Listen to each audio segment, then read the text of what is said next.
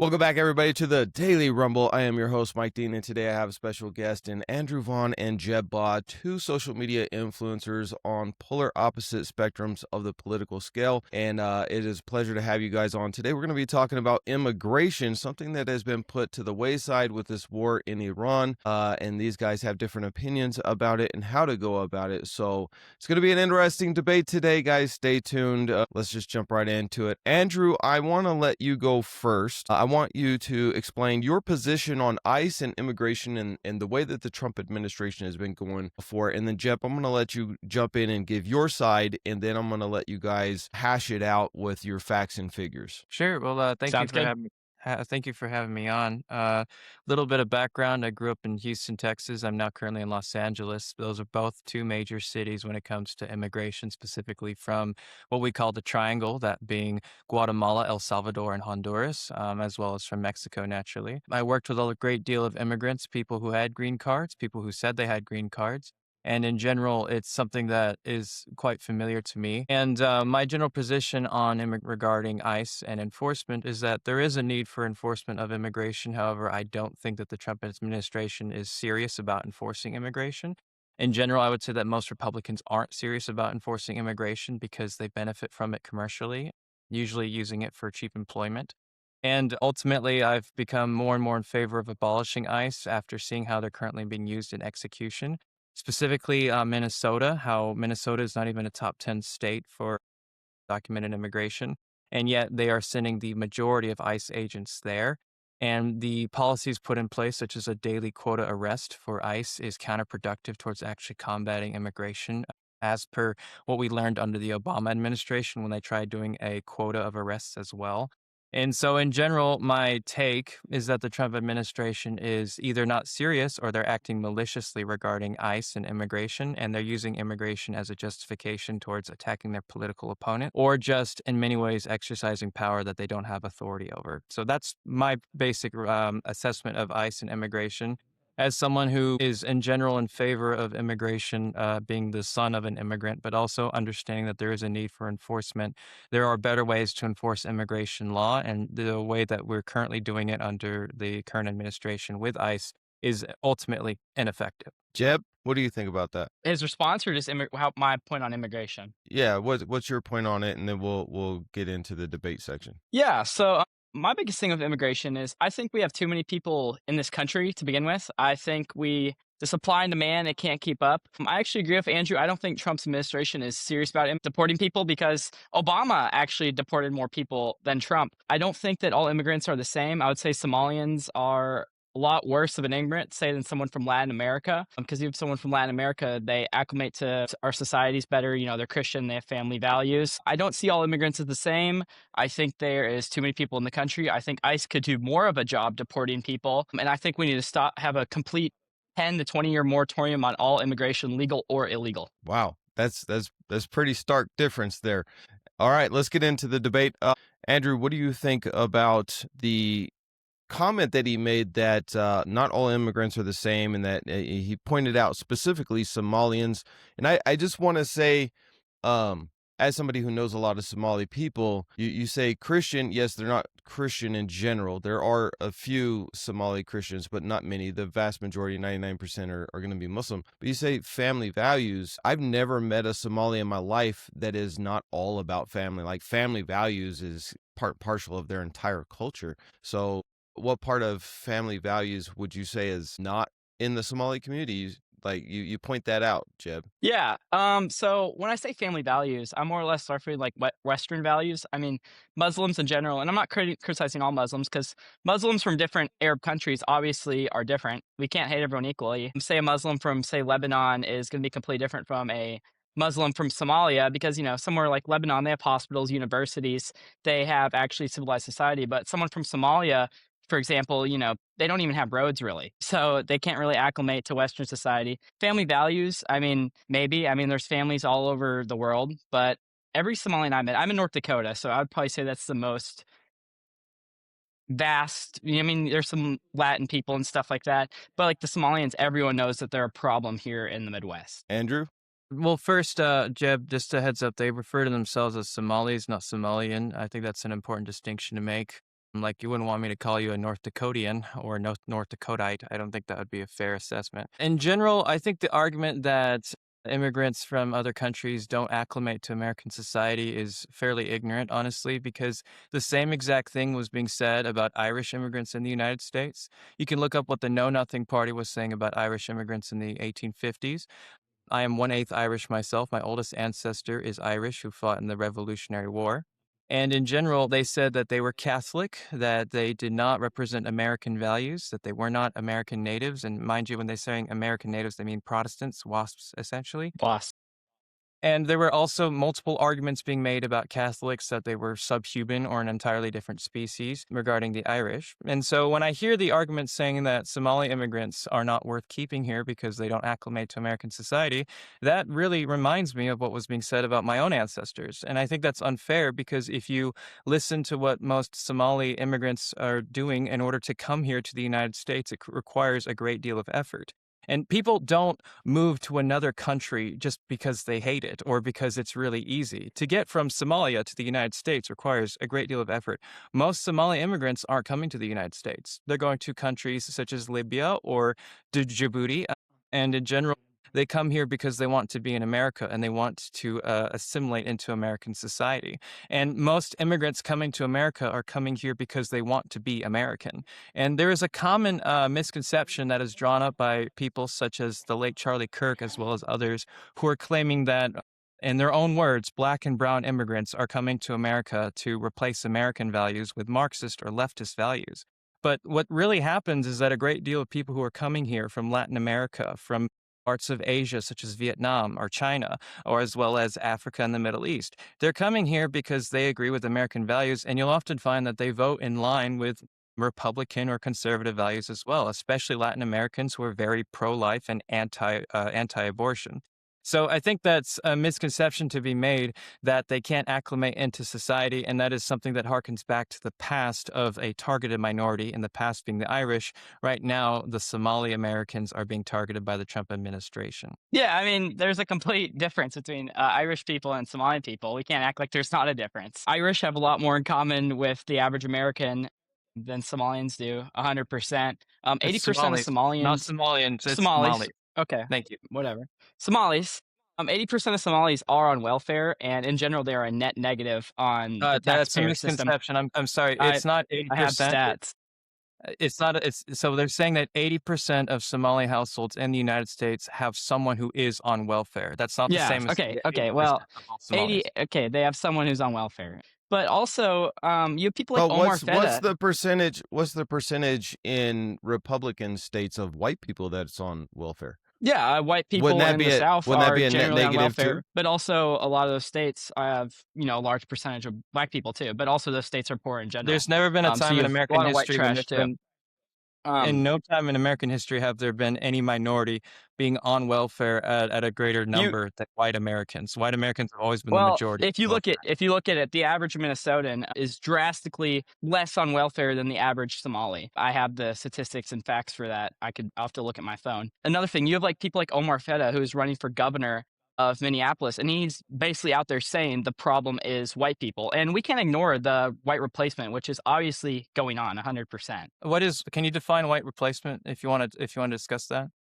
Yeah, we can discuss it. I would say it's the intentional replacement of white people in European nations and places like America and Canada at the benefit of, multinational corporations and these globalist agendas. And I 100% agree with you, Andrew. You pointed out earlier that a lot of Republicans exploit, this cheap labor, such as like these H-1B1 visas, by instead of paying Americans a fair wage, they can get someone from India or anywhere in the world to work that same job and pay them a lower than median value for said job. So I actually agree with you on that. And that's one of the biggest things, because, I talk about America First policies. And I think the America First position is less immigration or a complete moratorium on immigration so we can keep up the supply and demand and actually pay those true Americans a fair wage. So, are you in favor of raising the minimum wage so that we can pay Americans a livable wage? Well, I think we need to deport a lot of people before we could, say do Well, that. that's not what I asked you, though. Are you in favor of raising the minimum wage so we can actually pay people a livable wage? Well,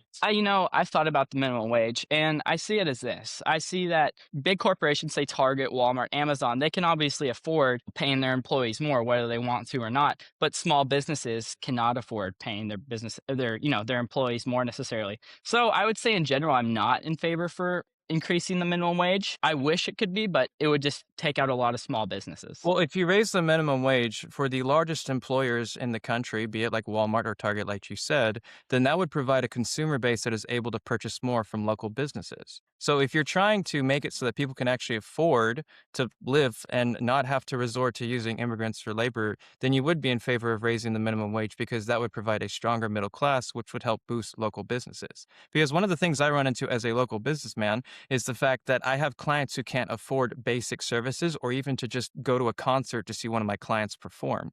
But if you raise the minimum wage so that people are able to afford such things, then you actually have more of a market that can be generated in the process, especially if you're raising the minimum wage for large corporations, like you said, like Walmart or Target. Yeah, or even something little like think about this. Like major businesses can afford, more AI and more automation in their business, but small businesses can't afford said automation. Even like mass corporations, they like more immigration, more cultural workplace. I think it was Jeff Bezos said that he likes a more multicultural workplace because unions are less likely to form because there's less cultural homogeneity and the people don't work together to, try to push for better worker rights. Mass immigration is a completely pro corporation, pro multinational corporation, pro globalist agenda. Okay, but okay, So so if you sorry, what go ahead, Mark. let me jump in though. So I agree 100%, like bringing in tens of thousands of Indians to replace American workers is a bad thing. For example, my wife used to work in one of the major airlines and over in the Middle East, and she told me that every single flight that was coming from there was full of Indians, and it was always going to the United States. And so, and then as a small business owner myself, I've seen it to where Indians come in and they take over people's positions, and they actually tell the American employers that you need to train your replacement for the next 6 weeks in order to get your severance pay. That's definitely not a good way to go. That's a bad way to go. But we're not talking about that specific type of immigration, because I think we can all agree that replacing American workers intentionally with people from India is probably not a good way to go. But we're talking about people that come over here as refugees trying to make a better life for themselves, just like your forefathers and my forefathers did from Europe. Because people didn't come from Europe as indentured servants and indebted and all of this stuff, a very long boat journey that was dangerous. You might die. We didn't do it because Europe was great. We did it because Europe was bad. And so the people left and they came searching for that promised land. And that's how America was formed. With all of its flaws, the slavery, we fought a civil war over it, all of that. And I'm definitely on the side that won that civil war, and I don't want to see us go back to that. But how can you say that somebody from Somalia or Mexico or Honduras or wherever Mhm.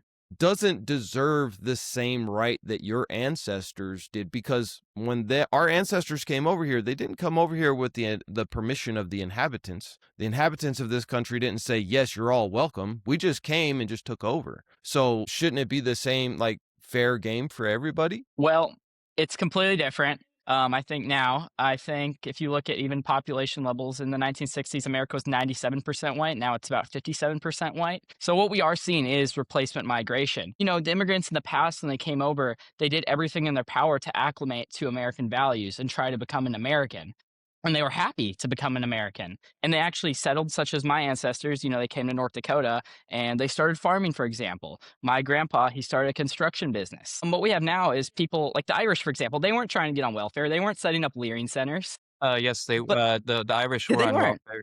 They weren't on They weren't. welfare. The welfare wasn't created then. The Irish were criticized by Catholics at the time for taking up almshouses before there was a welfare system in place. The Irish were very much considered to be a leech on society in the 1800s, and I can't let you continue if you're going to say that, because that is a I'll misconception. have to look into it because I'm pretty sure welfare wasn't a thing in the I'm saying that the 1880s. welfare system at the time, which was religiously oriented, specifically almshouses run by Oh yeah, Catholic maybe religiously oriented, but not like state oriented like it is today. It was later on. I If mean, you it's look a into complete. But It's like right, a but half. when what but wait, but when did welfare come into play? America was still 90 something percent white. So when America implemented state-run welfare, who were the recipients of that welfare? It wasn't black people or Somali people, because Somali people weren't It was even here white yet. people because they created this high trust society, and the same way Sweden and Norway and Denmark, a welfare state So works again, there. so you benefited, I benefited, My every family's white never been on American welfare. that you know of. Yeah, I did. I you do still know. benefit if a specific I can demographic guarantee only you, I receives- know my family. I have a very big family. I know at least 70% of them have been on welfare. And when I was 18 years old, married with a kid, we had to get on food Well, stamps because welfare- even though I worked 2 jobs, I could not afford to buy food. Because you know what the minimum wage was back then? Because of this, I'm going to date myself a little bit here. It was $4.15 an hour. Now imagine your rent is $1,000. Your gas, your phone, everything else, you're paying like $1,200-$1,300 just in bills back when I was 18, and you only make $4.15 an hour. Yes, we had to get on welfare. So I benefited, my son benefited, because the food that went into his mouth was from WIC. It was from food stamps, right? I paid my own rent though, and I worked 2 jobs, and we still qualified for welfare. And so when you say people like and from welfare works Somalia when are it's on stuff like welfare, that. right? When you're But actually you working. say all these people from Somalia are on welfare. Is it that they're on welfare and they're not working? Well, Or is and it it's they're like- working and they don't make enough money, therefore they qualify to get some Here. form of assistance? And it's like, here's the thing. I would be happy to help, people on welfare that are working and people that are actually Americans, but people that just came over here, why are we helping them? Why would we help them? I see no right. and Are you a reason Christian? why we should define what help Jed? type of what I'm type of a help Christian, but I don't think we have any right Isn't to isn't help it isn't everyone it from around isn't the it a world. premise? Isn't it a premise of Jesus' teaching to help thy neighbor? Yeah, if my neighbors are people with similar cultural values to mine, yes. I Oh would no, help that's If your not my true neighbor- at all. if That's your not neighbor- theologically true at all. We talk about serving the Gentile. You know what the word Gentile means, right? Yeah, non-Jew. No, it means without God. So like you're saying, oh, I'm only going to help people if they have the same values as me. That is not what Whether Jesus it's Christian or teaching. not, I just don't. I wouldn't want to help someone with different cultural values as mine. Why not? I don't, because Somalians wouldn't. I mean, you have people like Omar Feta saying white people are the problem. Have you Well, ever why is met a he say- why Somalian, is he Andrew? saying Have that, you ever though? met a Like- Somalian? I'm just asking. Have you ever? Yes, I've met multiple Somalis, especially in college. Really? I have Okay. multiple friends. Because that if are you ask anyone from North Dakota or Minnesota, Somalians are like the degradation, the leech on society up here. Okay, that's- and is that true just because a bunch of people say it? Yeah, I mean they commit all the crimes. I mean, No, they're I'm on saying, is welfare, it they're true just net because negative. a bunch of people say something? Does it make it Yeah, true? if you look at facts and statistics and just kind of look around, but I don't hate all immigrants. You can't hate everyone equally. Like, But you said that you feel a lot wouldn't of people help from Latin someone- America. But you said you wouldn't help someone if they were different than you. Why would you say that? I just don't think we have a right. Like, I mean, it doesn't seem like you need to help someone. Why? But isn't I don't see it as you need to help everyone. You shouldn't help everyone. I mean, I don't understand. If you're going to claim to be a Christian and then say, well, there are limits to how much I can help someone, then I don't understand what your principles are. But I do want to, one thing I I'm would not like like to, I'm not super religious. I'll say that. Like, I'm not like this Christian nationalist guy. I'm Christian. I go to church maybe once a month, but like I'm not the best on theology and all that sorts of stuff. So well, I okay, don't know what well, to tell I you mean, there. if you follow Christ, I mean, then you would learn to help people. But one thing I do want to ask you, though, is that you're talking about the problem of immigration, but how do you address that problem? Because one problem that you're going to run into, you deport all these people, you're going to have a massive labor shortage. And one of the things that let me just get to this point real quick. One of the things is that you're going to have a labor shortage on both ends. The reason why we have so many immigrants coming from India and Asia is East Asia, excuse me, is because we are looking for people to fill gaps in educated jobs that are not being filled by Americans. We're talking about machinery jobs. We're talking about software jobs as well, jobs that Americans aren't filling themselves. So we're bringing over people from overseas, which is known as the brain drain. On the other end, you have agriculture and other types of industry that are still needing more and more workers because not enough people are doing those jobs. So if you want to counter immigration and deport all of these people, how are you going to fill those jobs if there aren't enough Americans to replace them? How are you going to provide an infrastructure in place to where people can afford to work those jobs and also to get educated to work those jobs as well? Because you need a bunch of people to be put on these 2-year programs to be certed on all these types of machinery that most Americans just don't have, which is why we keep asking for more immigrants to come here. And that's something that I think that needs to be addressed, because when I hear conservatives talk about immigration, they basically just want to deport people, but they don't want to put in place any programs that would actually allow Americans to fill those jobs. And so my question to you is, one, like I said before, would you support a raise in the minimum wage so that these jobs are affordable? Two, would you support making education more affordable on a national level so that people could actually get educated and work these jobs? And in general, three, how do you handle the fact that most Americans aren't able to fill these jobs in the first place? Yeah, so I would actually support college on a national. I don't think everyone needs to go to college, but do you know why college is so expensive? Do you know why? Because it's less subsidized than it used to be. Because the government guarantees student loans, so they can raise the price to whatever they want. Yeah, because of Reagan. Thing Reagan like made it so that education became more expensive.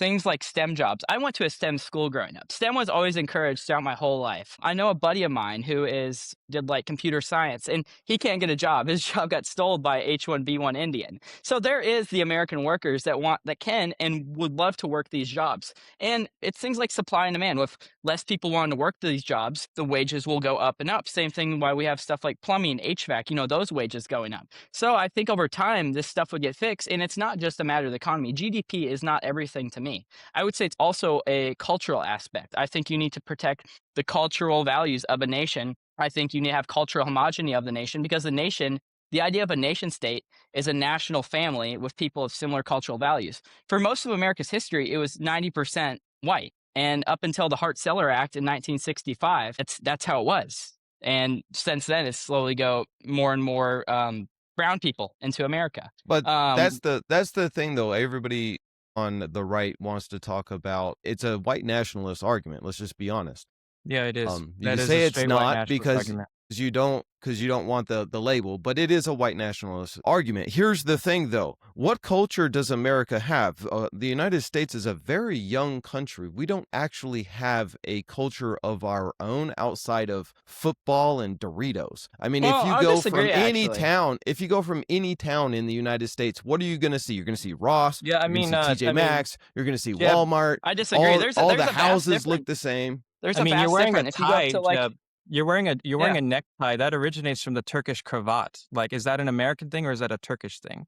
I didn't know. People wear ties all over the world. I mean, Right, but you're copies saying from American values. Arabia. But what are So you sure that what you're saying is actually American values? And then you're acting as if the Hart-Celler Act yeah, in well, I mean, there is 1965 was the American values, and negative if you thing. go to different parts in America, it's different. And even like 50 years ago, is drastic. If you go to New England, it's going to be completely different than if you go to like Louisiana. I Do you mean, think the United States is doing better now than it was in 1965 when there was much higher I levels think of it's doing poverty and worse.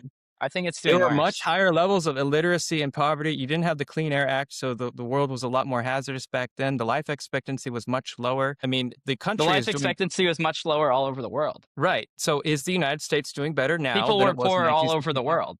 So I mean, it's not just America. People were poor all over the world. People had No, lower my question literacy to you rates all over is the the world. United States doing better than it was in 1965? Culturally, family, and overall people's general happiness, no. I would say materialistically, more wealthy, Would you but say people. that the black population of America is better off today than it was in 1965? No, I would not. I would say that the black Would you say population that is women actually today are worse. better off now than they were in 1965 I would say women were better in 1965. when they weren't able to have their own bank accounts or divorce their husbands? Well, Reagan actually, one of the greatest conservative leaders, made no-fault divorce. I would say that no-fault divorce is something wrong, and no-fault That's divorce not what I asked you. personally I'm just affects asking, are women what today, do they have more rights? Are they happier than they were in 1965? I think women say that they're happier, but I don't think they actually are happier. Okay, I think they would be so happier. Women have back okay, in so we have women 1965. having more rights than they did in 1965. We have Black Americans being better off than they did in 1965. Why is it that the Not white saying segregation population was a good thing, but I think the average, there was actually black people had a higher, two-parent home in 1965 than they do now. I mean, you have stuff and like why is Rap, that? who we know who owns the Rap companies, who propagates this stuff and degeneracy among black Well, people. We know hang who on. owns those companies, but they create the degradation of black families and black Rap does not society. create the degradation of Black culture. No, that's a complete misconception. Music does not degrade a culture. Music is a reflection of the culture. People Okay. didn't Well, latch I mean, on to. you used to have like black jazz, and now you got like You Emily still have Chapa Black and jazz. There are NBA still YoungBoy. Black jazz musicians out But there. it's not like that isn't like it isn't propagated. So like that's what I'm kind of getting at. It's not what, No, sorry? America was better in 1965. I don't have Are a you problem with all sure? immigrants. I hope you know that. I would say so, yeah. I I'm not really saying just think segregation is good. I'm not saying stuff like that's good, but I'm saying overall, materialistically, America is more rich, but I think overall people's sense of purpose and sense of value was more in 1965. and what sense of purpose and But value was that?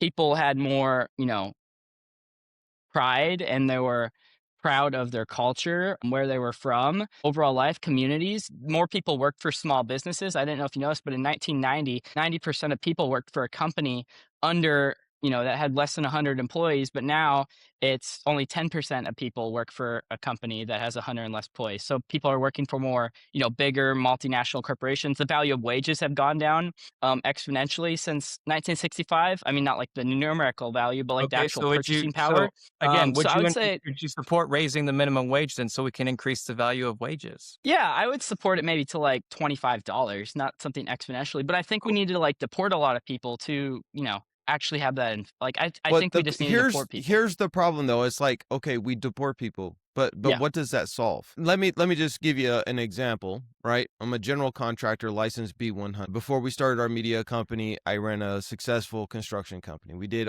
everything from new construction to remodels, roofing, etc. You name it, we've done it. Right now, the United States has a massive shortage of qualified labor in construction. We are short some 250,000 licensed contractors. We are short 500,000 qualified laborers. And in the next 15 years, we are about to lose over half of our licensed plumbers, general contractors, electricians, HVAC guys, all the specialties due to retirement. They're not being replaced.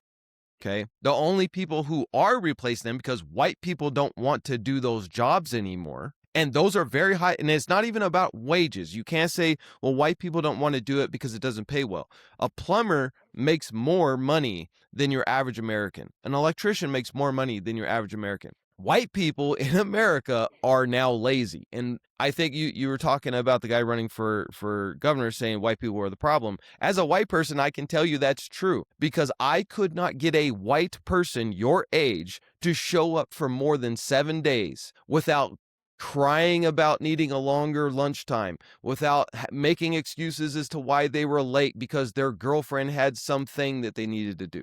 Okay. But every time a brown person was hired into my company, they were there before I was. They stayed later than I did. They took shorter breaks than I did. They outworked everybody else. So it's this thing of, well, let's just deport all of the brown people so that way white people will have a better country. You know what? Your toilet's going to be plugged and nobody's going to show up to fix it because you don't know how to fix it if you're a white person in America anymore. You don't know how to fix your car anymore. You don't know how to do anything but play video games and want to trade crypto coins or something. The white culture, the white manliness of being able to fix everything, build his own home. You see this behind me? I built all this my own hands. Okay. Didn't even have anybody here. I built the entire house by myself. That skill is gone with white people. White people are the problem. They're lazy. They expect everything.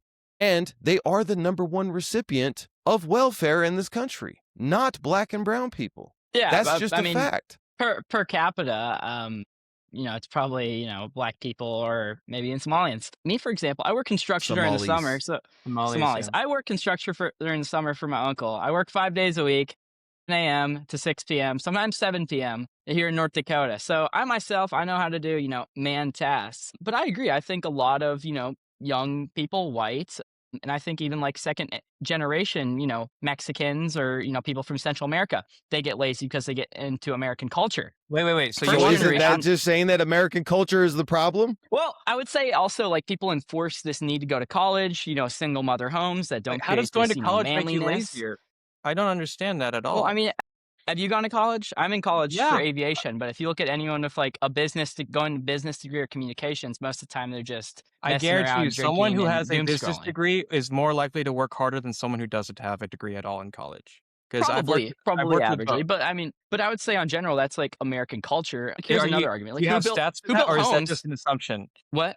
Who? Is that What? a What's stat the that you stat for have, or what? is that a stat that you have, or is that just For an what? assumption based off of your emotions that going to college makes you lazier? I don't think going to college necessarily makes you lazier.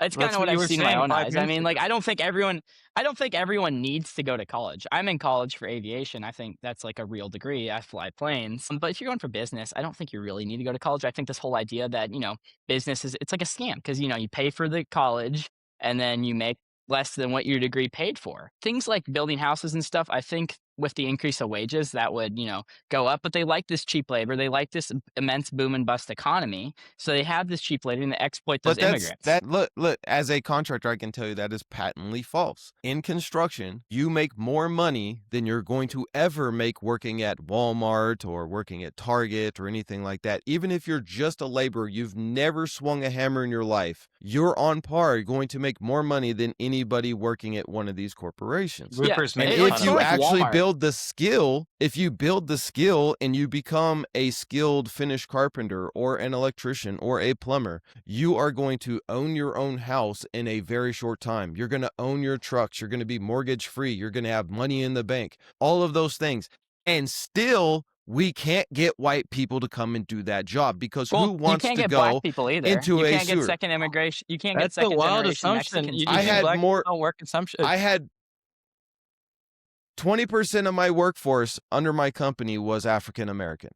And what was the other 80%? They Mexicans. No Because white people. the white people wouldn't show up. Every time I would hire a white person, they would either complain about the work being too hard and wanting more money, even though they've never swung a hammer in their life. And I'm starting them out at $20 an hour. Yeah, and Starting them that's at $20 maybe. an hour. I mean, and that might happen. I don't disagree with Latin Americans. But the same black person, I give them $20 an hour and they're busting their butt. Now, that doesn't mean that I didn't have black employees that became problematic. I didn't have Latinos who became problematic. Absolutely. Every business, you're going to have some Yahoo that's There's going to shitty come in people there. everywhere. He's gonna mess around. But on par, I never had a single white employee, not one time, make it past 30 days. Well, that might be your personal experience, but in my uncle's construction company, there's pretty much all white people and there's 2 Mexicans. So, and they were friendly. Jeb, can I ask you a real quick question, just like out of Yeah. curiosity? So you're talking about mass deportations. What historical precedent do you have for mass deportations generating a net economic gain in the United States? Well, I don't think, like I said, I don't think GDP is everything. I would say I'm not culture, just saying GDP. I'm just saying gain of any kind. wages actually meant more in 1965 before the Hart-Celler Act. So I guess I would reflect Do you to think that was because of mass deportation? No, it was because it was pretty much all white people here, and they weren't over here yet. Do you know why wages were so competitive in the 1960s? Because America actually built stuff. Do you know why America actually built stuff back then? Because we had all the factories and Yes, because we had one of the few countries that wasn't completely bombed out infrastructure-wise Yeah. after World War II, which made it incredibly easy for the United States to maintain a lead over other countries until after the Marshall Plan reached its fruition. And then suddenly you have the 1980s where a bunch of people are freaking out over Japan potentially surpassing the United States. Right now it's China. They're concerned about China surpassing the United because States. we opened our doors to China. Pretty sure That's- Nixon was the one who did That's that. everything. My question to you is, when in American history has mass deportations been a net positive for the country? When has mass immigration been a net positive for the country? Throughout the Yes, sir. entire United States history. Yeah, Yeah, we but it wouldn't be depends where these immigrants it wouldn't be are from. America That's the without thing. immigration. Yeah, I mean, it wouldn't be America, but those immigrants, they were mainly, Germans and WASPs that were coming over.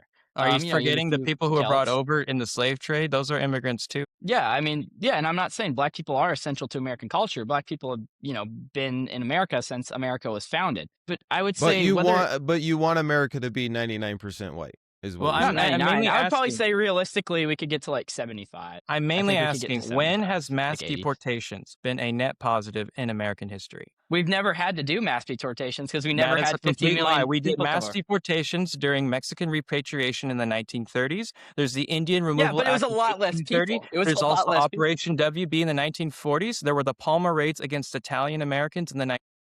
Mass deportations are very much a But thing in the United States. it wasn't as much. It was How do you know that for sure? How many people were because there. deported I mean, in Mexican repatriation? how many people were in the Mexican appreciation? I don't know. I mean, So, we how many people would you like to see deported, and from who? probably Obviously, you want all probably the Somalis probably deported, yes, all the Somalians, even if they're probably American. even if they're citizens. Yes, I would probably say about 20 million, realistically, 20 to 30 million. So if you There's only deported 11 20 to 30 million million, undocumented immigrants in the United I States. know. So you're I advocating think we for need to denaturalize some people. And how do you I think do I that think without that impeding okay. upon So people's civil rights? here's my tier ranking system. I think that we need to see, have they committed a crime? Gotta go. And like, have you been in America for 10 years? The past like 10 to 20 years, I'd say that could be our framework. Have you committed a crime? Are you net positive or net negative on the taxpayer system? Have you acclimated to American society? And I think we can do that. How I is think that we in could have any a sense an system. ethical policy? How is that not going to be exploited? How are you going to have because like wouldn't that someone who also like wouldn't you, that you're going to also have some apply to every white person? I mean, If a most white people have person been here. commits a crime, should they be denaturalized and sent back to Germany or England? I mean, I think on average, should a white person be deported if they committed a crime? Well, yes, that's the Yeah, question. should they be same I mean, no, standard? they should You're go to holding the jail because I standard mean towards their family's been here long. So Their why are you family's been here. attaching a you're different sense of judgment towards people based off of their race? It's not like just. I mean, if someone from Sweden committed a crime within the past 5-10 years, they would have to go back as well. even if they're it's an American. someone from Canada, yeah. So if a German person immigrates over here 20 years ago, becomes a citizen, and then commits a crime, they should be deported back to It Germany. really depends on the crime. If it's like stab someone, they got to go. If like say like a Mexican did like a speeding ticket, you probably don't have to go if you So what acclimate if American society if you're net gathered up positive on the tax system. what if I gathered up 5 women and said that you raped all 5 of them and then you need to be denaturalized and sent to another country? How do you respond to that in a legal and ethical sense without having your civil rights impeded? I and having your property wouldn't do that. I wouldn't do that. I'm not Well, of saying that course you you wouldn't, wouldn't. I'm not saying that you would do that. I'm saying that what if I use the legal system in order to denaturalize you, take you out of the country, and then seize your property and your business if you had one? That's a very extreme hypothetical. That is I don't think that would exactly happen. what But happens yeah, when you deal with mass deportations. What do you think happened during Japanese internment? What do you think happened to all those Japanese businesses? I don't think Japanese. I mean, it's always easier to reflect, after the thing has happened. These people were given 24 to 48 hours notice, and then they had their business and property seized. Okay, Yeah, it was wrong in the moment, and we knew it was wrong in the moment. Yeah. So wait, what are you arguing? I'm arguing, how do you have a system like that in place that isn't going to be exploited? What if I just gather enough people Well, it to might say be that you're exploited, but guilty of a crime? it might be exploited, but it just kind of has to happen. Why does it I mean, have to happen? no one voted. No one voted to have mass immigration into America. No one voted for this. Yes, so we can did. talk We about voted the for that. ethics. Yes. No, the Hart-Celler. No average. If you took anyone, I bet if you took any American politician from 1965 and show them what America would look like today, the demographics of America, they would be staunchly against it. Do you know who propagated the Hart-Celler Act? Do you know that? He was Jewish. I know that Lyndon B. Johnson signed the act in 1965. Yeah, well, Hart-Celler, he was Jewish. I just gotta throw that out there. So I don't see how mean, that's really relevant to what we're discussing right now, because you're advocating for a legal system that would void your rights simply based off of what? It just kind of needs to happen. I mean, that's Why? like Why does this need to extreme. happen? Because America is being replaced, Canada is being replaced, England's How being is replaced. America let me being ask you this replaced? question. Let me ask you this question.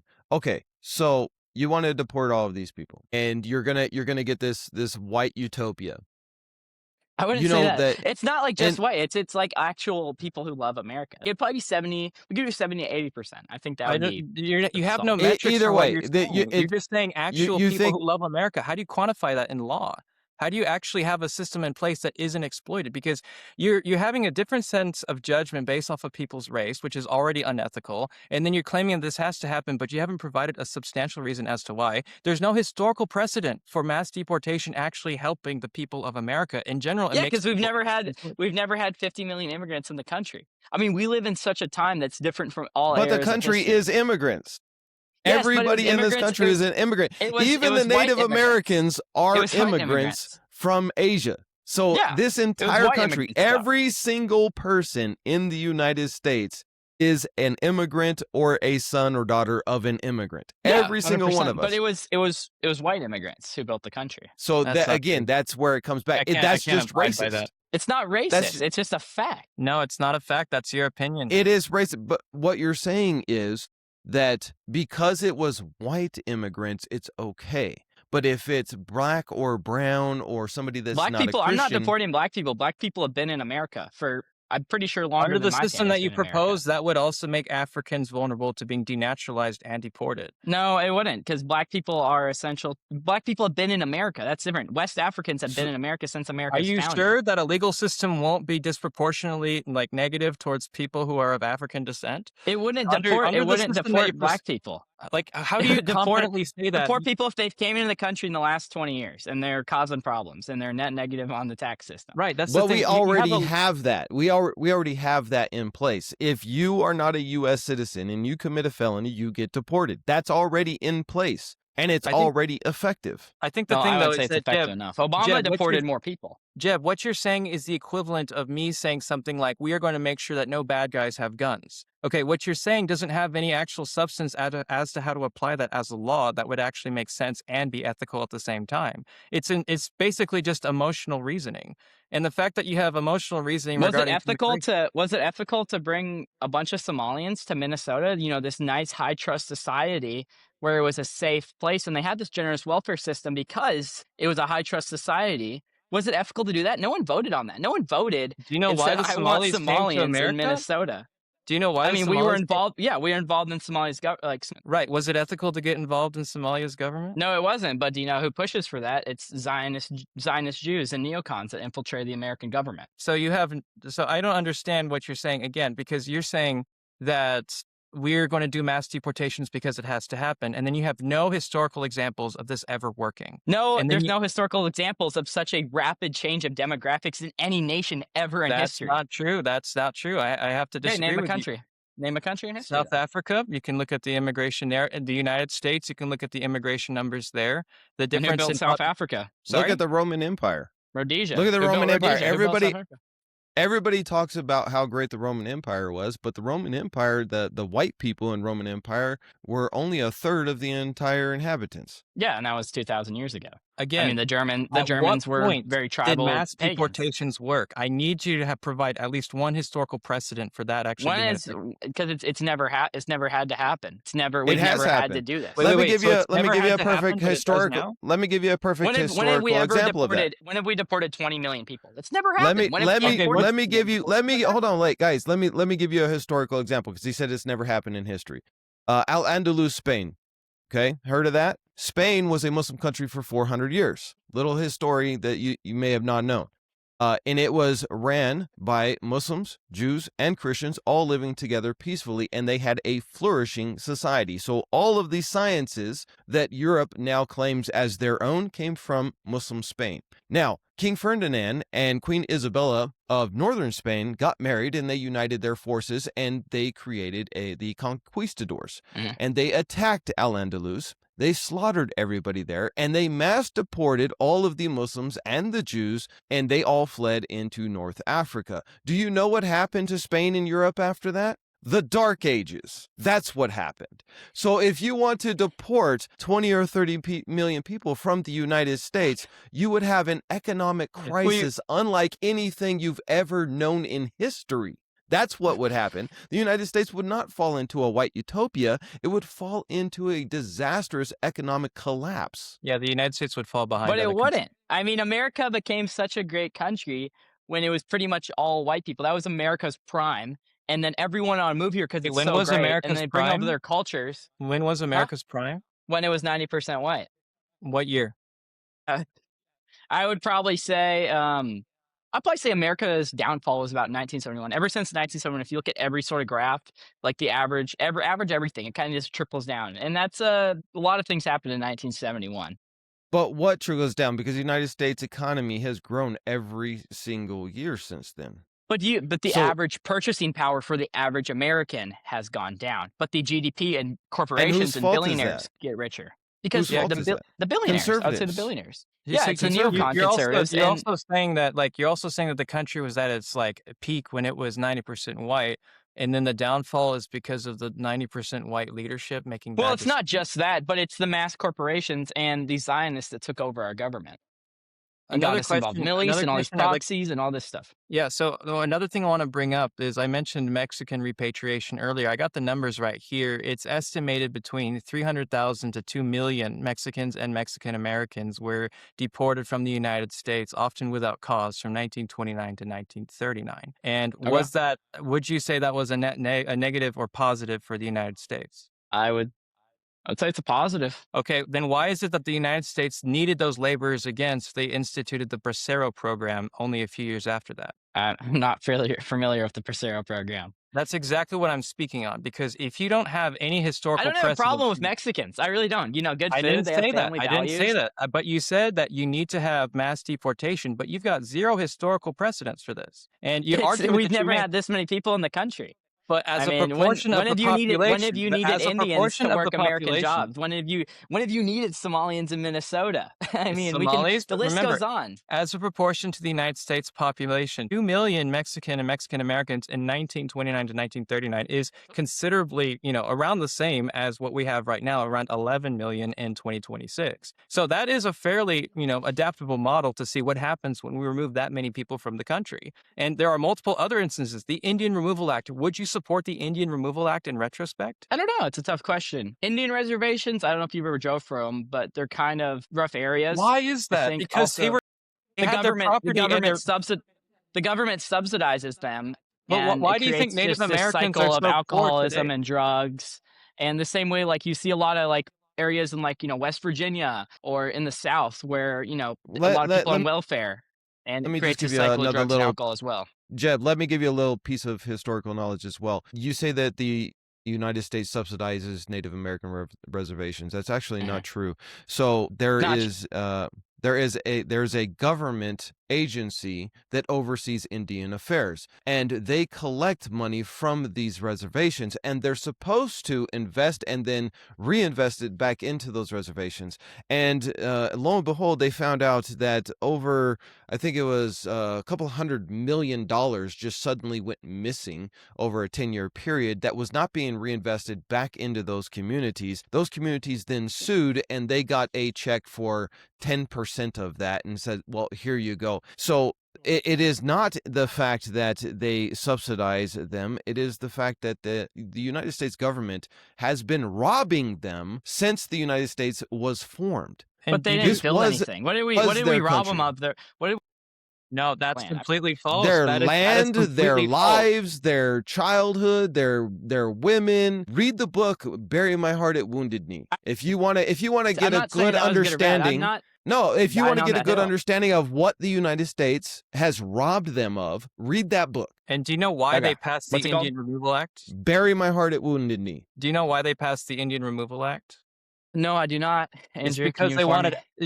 wanted access to Native American gold mines. Okay, they wanted access to Native American businesses. Mind you, that the people that they were removing were assimilating into American culture. They were doing everything that you're asking them to do. They were assimilating into American culture. They were running businesses. Instead of fighting this outright, aside from the Seminoles in Florida, most of the people who were subject to being deported or moved to Oklahoma and the Trail of Tears tried to fight the Indian Removal Act in the Supreme Court, in which President Andrew Jackson just ignored the Supreme Court's ruling. So again, you have another example of mass deportation being a net negative on the people of America and the Well, economy as well. you look at an area. I mean, if you look at like I've drove through Indian reservations because there is Indian reservations in Yeah, North okay, Dakota, if you're and going to there's a talk about the staunch. conditions of Native American reservations today, that is because of the Indian Removal Act. You're Yeah, blaming and we could people have. for being exploited, and you're saying, well, this place I don't is know. rough. It's Yeah, a why lot did you easier do to this? talk on things in retrospect. I mean, at the time they thought that was probably the best thing to do. No, it was highly controversial at the time. That's why the Supreme Court ruled in favor of the Native American tribes. Well, I mean, I don't know. I'm talking about today. I'm not talking. I can't speak on the Right, Native but I'm asking you Americans. to I mean, provide a they probably had a historical reason they're moving. example of mass deportations being a positive for the Give American me a people. historical example of 50 million people coming in the country. I did. I I gave mean, you Mexican yeah. repatriation. It was proportionate to the current population of illegal or Well, that was undocumented. 11. That was 11 million. There's 11 million Mexicans now, so it's not. I mean, I'm not just talking about Mexicans. I'm talking about Indians, Somalians, Pakistanis, Chinese, Vietnamese, Philippines. I mean, I'm not all immigrants are the same. I'll get back to that too. I mean, I don't understand how you can't see the historical parallels between Mexican repatriation before the Great Depression and what's going on I right don't. now. I don't know. You would consider yourself a leftist, correct? I guess Supporting so, American yeah. I mean, workers. I Yeah. guess you could I call me a don't know left. how. I don't know how you don't see how we need to help our people first before we help other people. I am That's what always 100% in confused me favor about of that. leftists. The things We that need I've to help suggested. American workers and actual Americans before we help everyone else from around the world. Right, but the things to do that would require things that you vote against. You want to raise the minimum wage to help American workers. would- You want to. I think before we have any aspects of socialism, we need to have cultural homogeny because socialism Why? only works in the family. Why do you want cultural Socialism only works in homogeny? the family. But what That's not cultural true. That's not true. homogeny? White Socialism people fought doesn't work against like white people in the Civil War.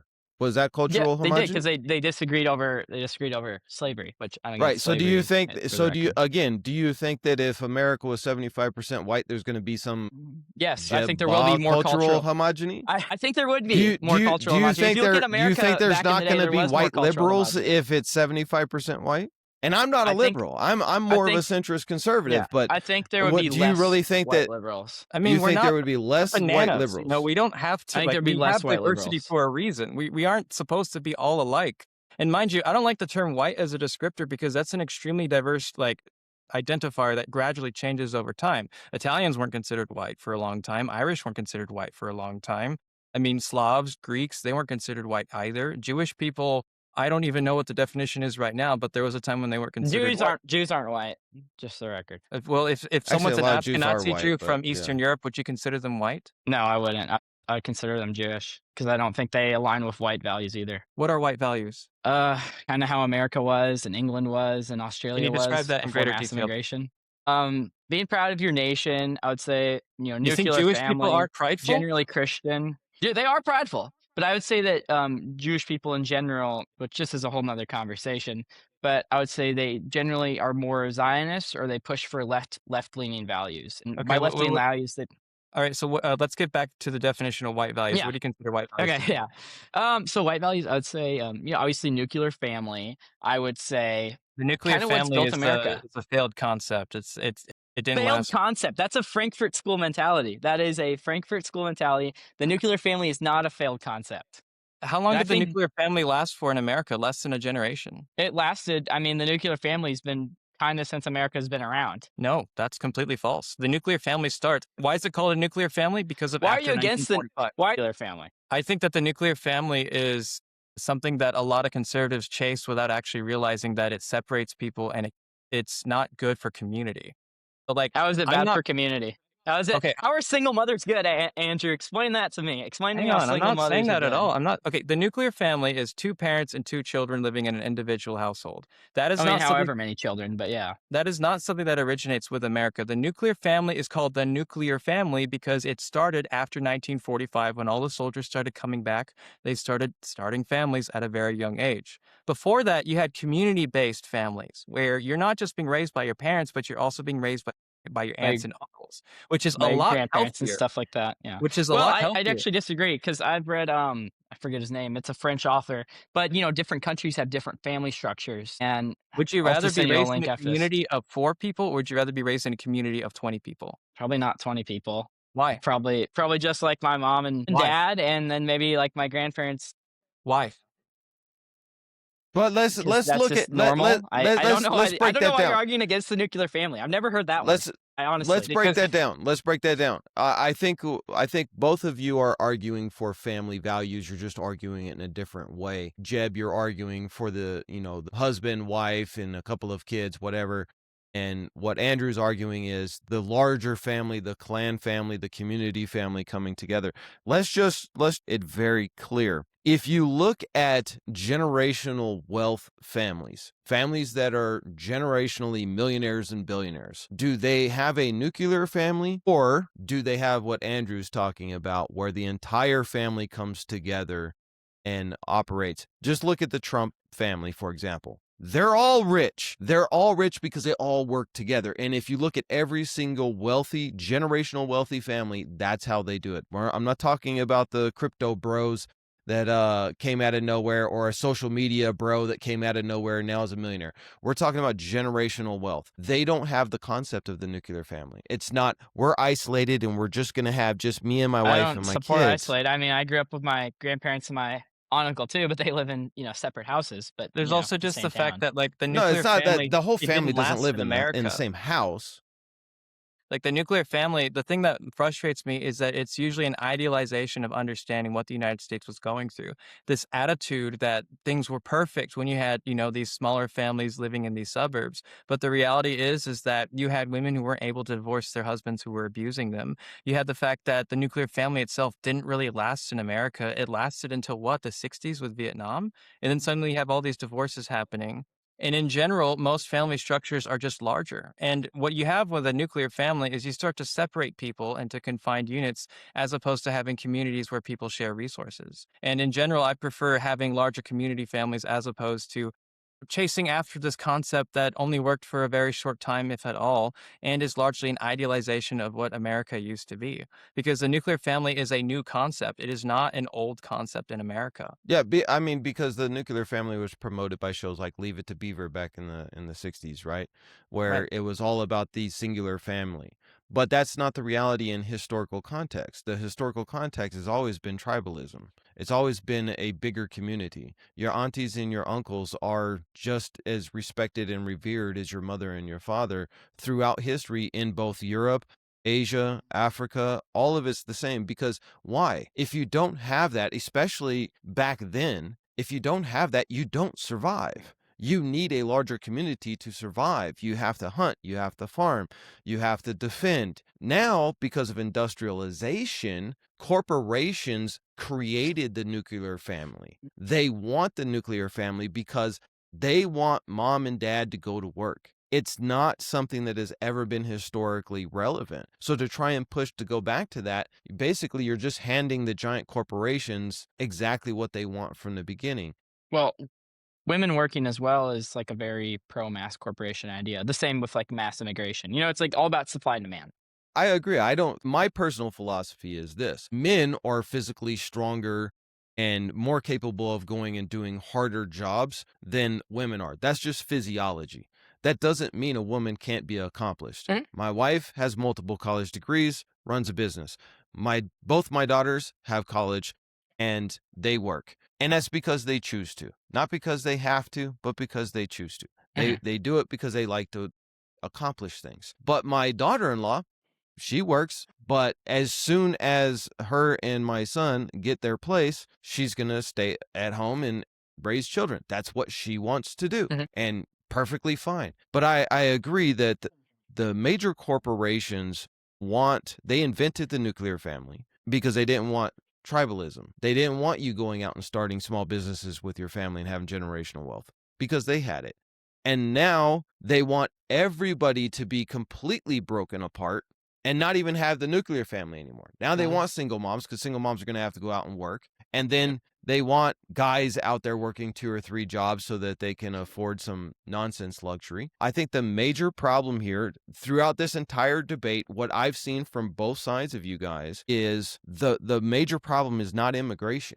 I know you feel that way, Jeb, but the major problem here is not immigration. The major problem is out of control capitalism that has allowed billionaires like Elon Musk and Bill Gates and all these guys to do whatever they want and have a grip over our nation's population. We're at the point now where basically you're going to be beholden to a handful of corporations and they're going to run your life. And that's why I say, if you go across the United States, what are you going to see? You're going to see Walmart. You're going to see TJ Maxx. You're going to see Ross.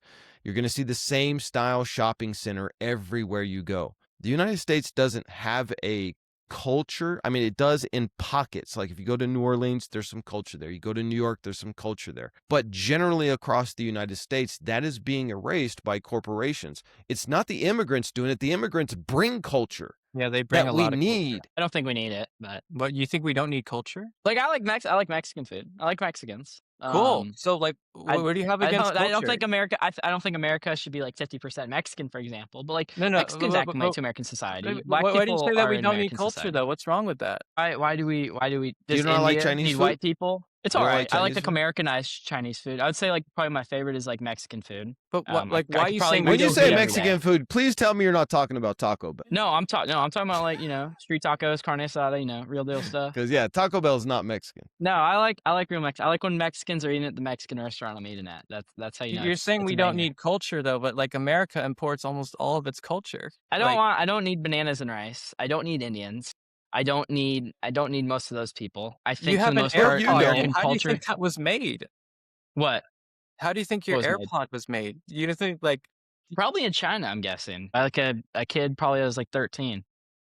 who Because designed they it? exploit though? that cheap Chinese labor. White people, probably maybe Jewish guy. I don't know. Have you been to Silicon Valley before, Jeb? Yeah, I know because they hired the Indians for cheaper. So maybe it was an Indian. I don't know. These are like some older AirPods, so it's kind of before the whole H1B1. I just think it's really arrogant for you to say that you don't Who need built the first culture when you iPhone? actively Who use the built culture all the time. Windows? If you look at like the Microsoft developing team from the 90s, it's all white guy. Do you think they built I it because just- they were white? Yeah, It's not because of their race. yeah, but they built it. That's a fact. Steve Jobs, he's the one behind the iPhone, right? I imagine you using Apple products as you use an AirPod. Yes, yeah. Is use he Apple white? products. Steve Was Steve Jobs. Was Steve, I think he was Lebanese. Correct me if I'm wrong. Partly So, like- Lebanese, right? Right? Was he So Lebanese? Part what's- Lebanese? Syrian or Lebanese? I'm not 100% sure, Yeah. but like, Well, I mean, not all immigrants are the same. I mean, someone from Syria or Lebanon, obviously, they have like roads, hospitals, medicine. do you use They've Google? had developed societies. Can you let me finish? They've had developed societies for thousands of years. I mean, Syria You think before the Indian Civil War people was didn't a have pretty. developed Can I societies? finish? Can I finish? Can I finish? I mean, you They keep actually saying have stuff that's developed just not true, and I societies. can't let you say stuff that's Well, it not is true. It is true. If you go to It's India, not it's true. like they're taking craps in the rivers. I mean, they're Why do you think messing with India is cow the way poop. it is? If you go to, I think because that's just kind of how it is. I think different people because people, Britain different exploited the people wealth groups, of India. and that's Britain what the problem is. extracted- It isn't always white. It isn't always white people that messed up their countries. I mean, white It people is for left, and all India. these countries, all these countries got a lot worse once white people left. If you look at Africa, for example, it's a lot That is worse. than when the British completely a Empire left. lie. Obviously, some empires were worse than others. Like the Belgians were really bad. The French weren't that nice. But the British Empire was the most benevolent. They built hospitals. They built roads. They You mean built benevolent? churches. They built universities. What? You mean benevolent? Because you said malevolent. Benevolent. But, Benevolent. but like South Africa, it was a very nice country. You know what Rhodesia used before they used candles? They used electricity. I don't know if you've ever seen some pictures of Rhodesia, but it was a very nice, one of the richest countries in Africa. And even if you look at I think the main problem is Zionism and multinational corporations. India, I think just certain areas of the world aren't going to always be as advanced as other countries. I think every group of people is different. How much wealth did Britain extract I from agree. India? Zionism is a problem. Because you're I saying think that India is a we all bad agree on country, that. but you're Agree with that. completely ignoring how much wealth Britain extracted from the country for Yeah, over they 150 probably years. did.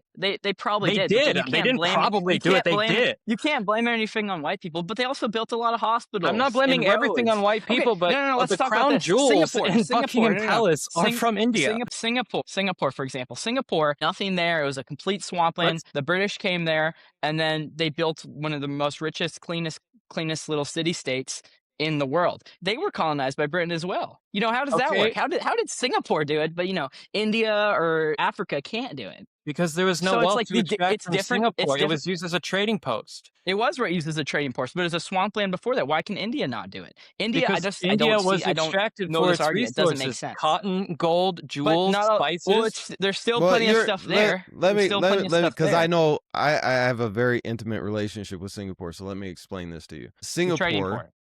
is the size of New York City. Okay, it is a tiny little country that used to be a part of Malaysia, and it was sold by the Sultan. There was multiple sultans, and the Sultan over JB sold it to the British, and then the British took over, and they imported over 60 or 70% of the population that is today was from China. So they displaced the Malay Muslim population with Chinese immigrant cheap labor. Cheap labor. I mean, you're talking about a bowl of rice a day for your labor. That's how the British did it. They didn't come over there with benevolency.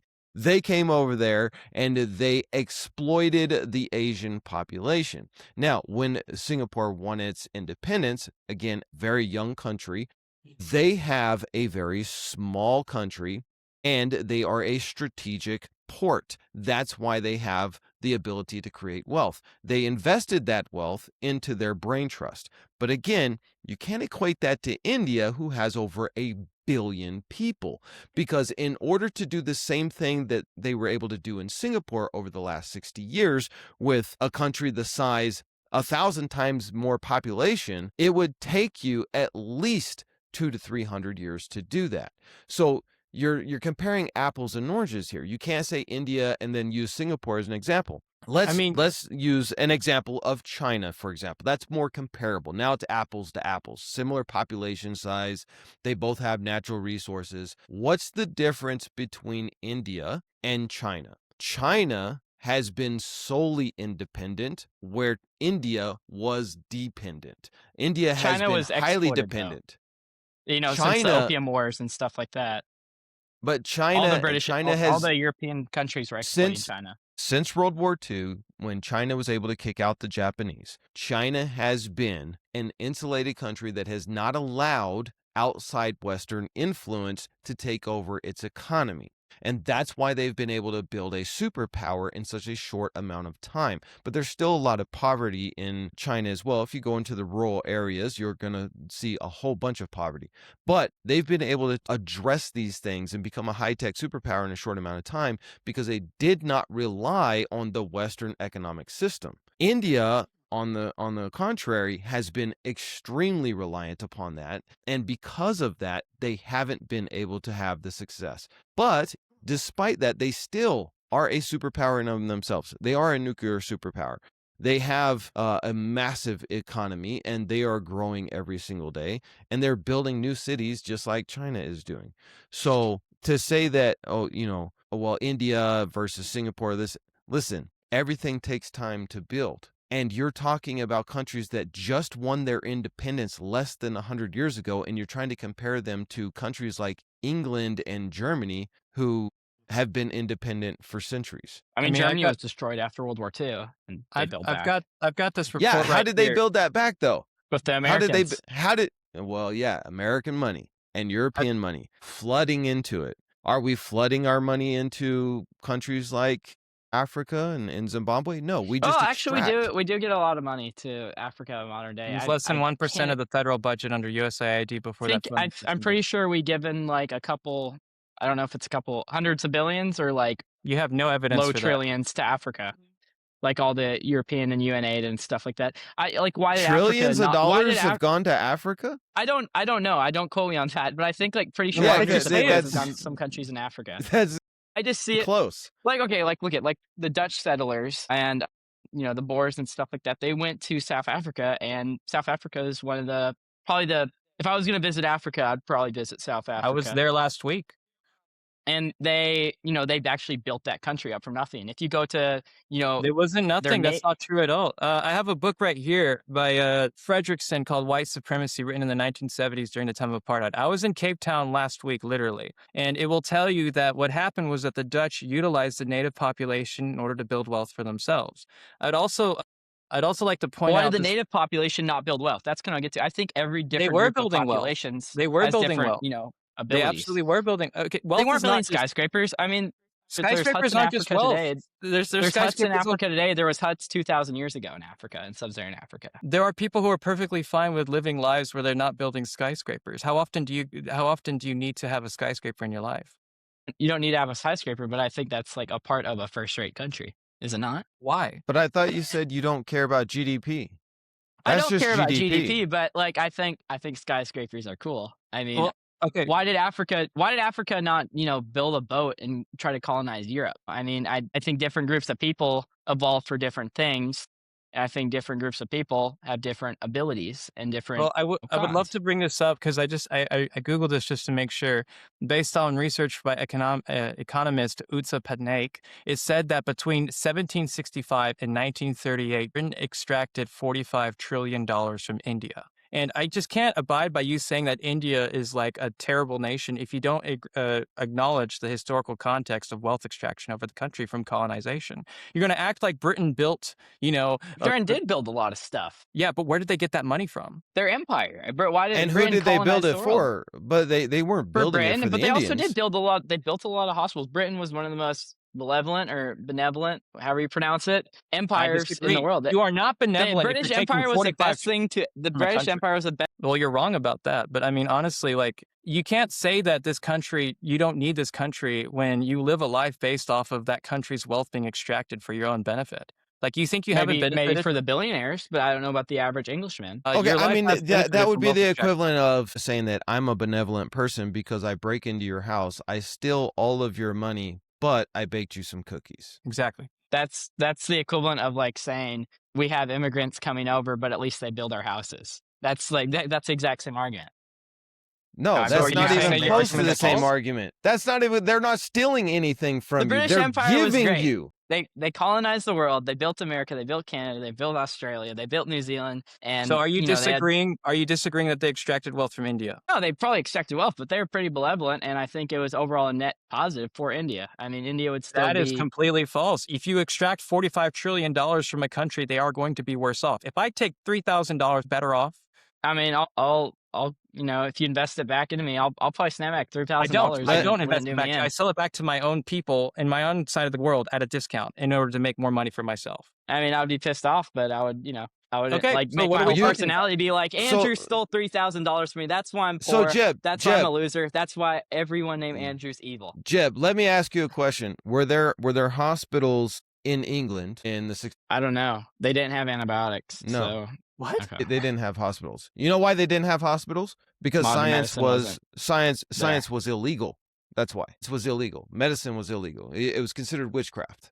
You could be put to death. And so where does hospitals and science and medicine, where does that come from? It comes from places like India, Al-Andalus, Spain. It comes from places like Turkey. It does not come from England. Well, where were the England first hospitals adopted built? all of that. They were probably The first European, hospitals? You want to know where the first? I can tell you think that it's the Middle Al-Andalus, Spain had hospitals all throughout it. When Okay, well, who the created conquistadors, antibiotics? who created that. antibiotics? Yeah. Where did the Forget his science name, for that come penicillin from? something.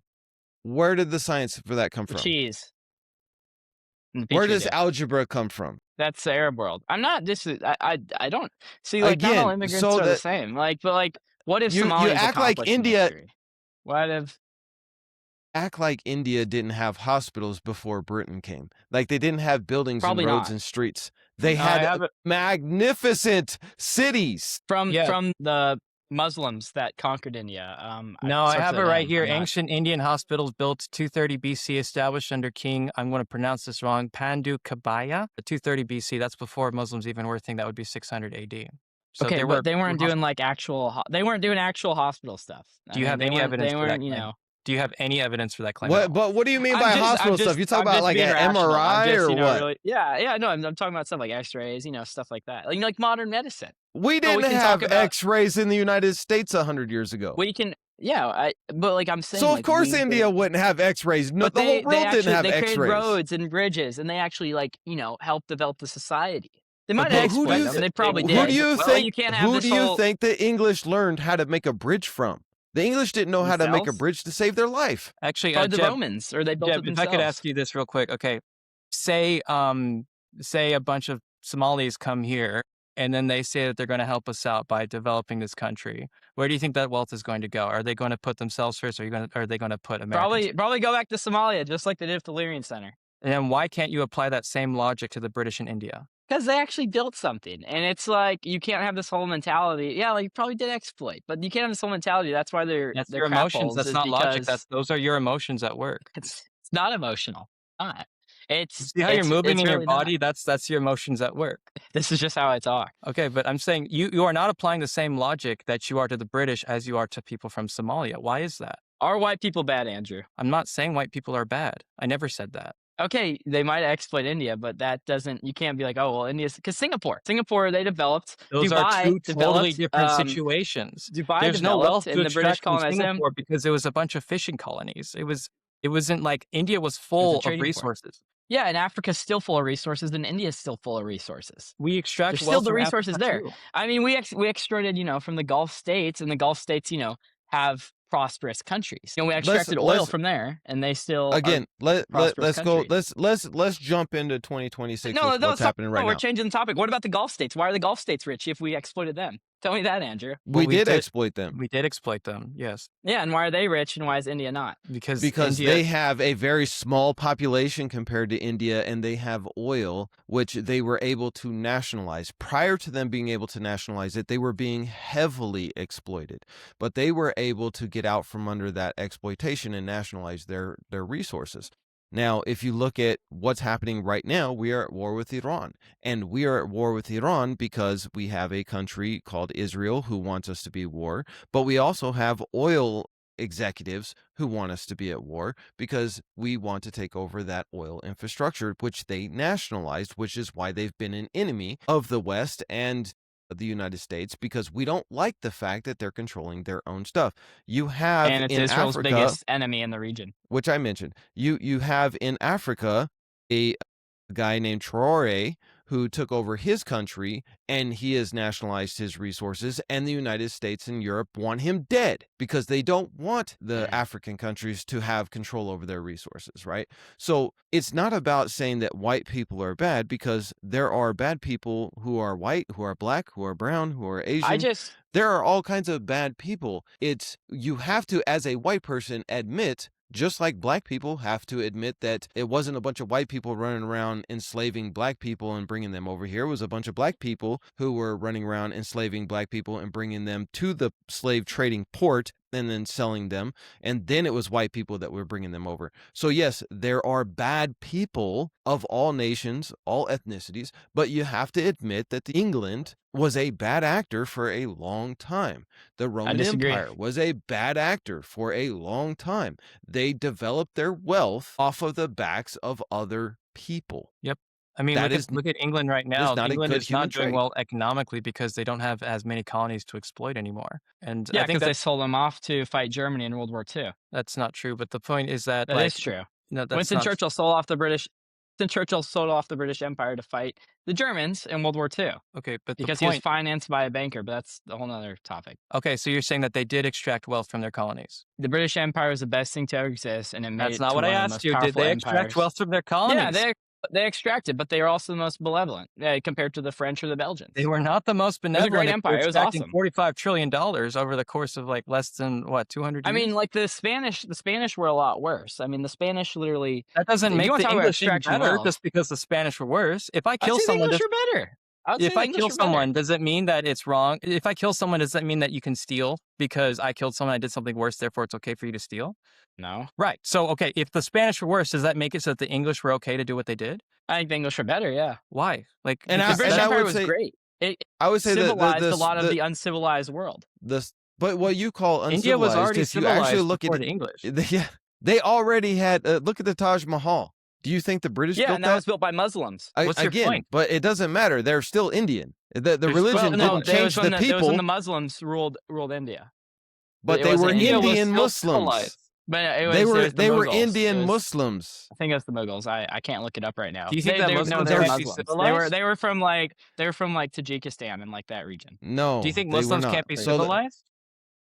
But I mean, I think there is uncivilized people in the world. I don't think I agree with that. In the world is civilized. You think that? Look, you're saying that India wasn't civilized before the British came. That's not true. They had a very rich culture. They still have a very rich culture today. They, you can see, and they can practice that rich culture over in India, but they don't need to practice it over here. We don't need to be having, why do we go to India then and extract wealth from them? Why can't we just, work on our own people? Because we were conquerors. Because the Europeans were conquerors, and they built boats that could conquer. That's not a justification. That's a confession, if anything. Confession. Okay. Like, what are you getting at? I'm getting that you said earlier, right? The whole reason I started this conversation is that you said we don't need Indians because they're making our country worse. And yet you're ignoring the historical context as to why India is the way that it is today because of wealth extraction from Western Well, power. I don't. I think it's like Indians themselves. I mean, there's a lot of different ethnic groups in India. It isn't all just like Indian. India is one of the largest Muslim countries. I don't know if you know. So I say it's a lack of, you know what it is? You know what the difference between China is? China is 93% Han Chinese. It's pretty much everyone is Chinese. There's more immigrants in the city of Berlin than there is in all of China. I would say also a reason why India isn't as rich is because lack of cultural homogeny. And what basis do you have? What evidence do you have for that claim? Just, you can look up the Chinese stuff. I mean, just look at India. Like it's So your very evidence is ethnically just your diverse. feelings then. That's just your emotions. It isn't my emotions. So let me touch on that point though, because you brought this up about cultural homogeny.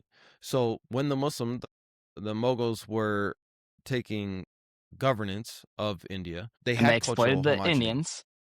They were Indian. Let me just give you a cultural fact here. It No was the Muslim empire. It was army. the Mughal No, Empire. no.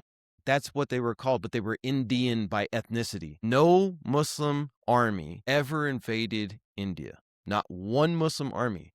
They converted through people traveling to India to do business. Then when they met the Muslims, they liked the religion, they converted. The religion spread, it grew. And then the Muslim became the Muslims became the governance of India, right? But at that time, Hindus and a small minority of Buddhists and the Muslims, they all lived together in cultural harmony. There was no infighting or conflict between them, and they built a magnificent country together. Then the British invaded. And what did the British do? Just like the Dutch did, just like the Spanish did, just like the French They did, took advantage. is they would find a diverse group of people and they would set them against another group of people, divide and conquer. Just like the Zionists do. And I now know. you have India that has these strifes within its society, which is not native to Indian culture. Indian culture does not natively have these divisions between the religions. That was an import of Britain. They did the same thing in Africa. They would set one group, the Rwandan The Native Americans genocide. are always fight. The Native Americans are always fighting each other. Africa's always been fighting other Africans. I mean, people fight different ethnic groups. The Germans, and the White French have people always fight. fought. White Yeah, people fight That's what I white mean. people. White people fight too. I mean, not everyone's just like, oh, happy, having a good But time. no, An evil white man puts them against each other. But what you were saying is that India is the way it is because of its diversity. And I'm telling you from a historical point of view, its diversity was never a problem until the invasion of Britain. Yeah, you're making an argument that cultural homogeny will guarantee racial or like societal harmony. Yes. That's Well, I would say cultural homogeny does kind of create more harmony. It creates a unified nation state. I mean, the same way Israel is so strong is because they're, pretty much an ethnocentric nation. America was so strong back in the day. The and it only had so much thing Israel it has has so in much cultural common, homogeny. the only Israel is, if you know anything about it, you have atheists over there, you have Ashkenazi whites over there, you have converts over there, you have Black African over there. There is no But they're all. ethnic harmony It's pretty much like we're all Jewish. That's the thing. Even if they're secular Jewish, they're still Jewish, and that's why Jews are a race. But then they aren't why? white. But then why do Christian countries fight other Christian countries? Because there's there's Why do Germans Muslim and countries fight Ukrainians other? and Russians? Because they're different. They're still different groups of people. I don't know, Jeb. You really but Jews are different because Jews have always been a minority. So the whole Jewish thing is a whole nother Jeb. issue. Like, how do you explain this place? How do you explain the troubles in Ireland where you have as culturally homogeneous as you can get, and yet you have these Irish fighting? Well, other the communities? Irish were a lot different than English. The Irish were Catholic. No, and I'm the talking English about were the Irish Protestant. fighting the other Irish in the troubles. In Northern Ireland. Northern Ireland and the rest of Ireland. Yes, It was Northern Ireland who was occupied by the British, and then the country of Ireland. Two different countries. I mean you have cultural homogeny there, and yet you're saying. I mean, it's two different countries, and don't quote me on this, but I'm pretty sure Northern Ireland was Protestant. It was because the British it were was there. colonized by Protestants in the 1600s, but I mean, people from Northern Ireland are very similar to people from Ireland too. There are neighbors fighting each other. Yeah, I mean, and the Austrians and the Germans fought each other in the 1800s. So I Yeah, mean, so you're arguing that cultural there's homogeny different is ethnic going to groups. But Here's a perfect America, example. Let me just say this. You said that the greatest thing that ever happened was the British Empire, but correct.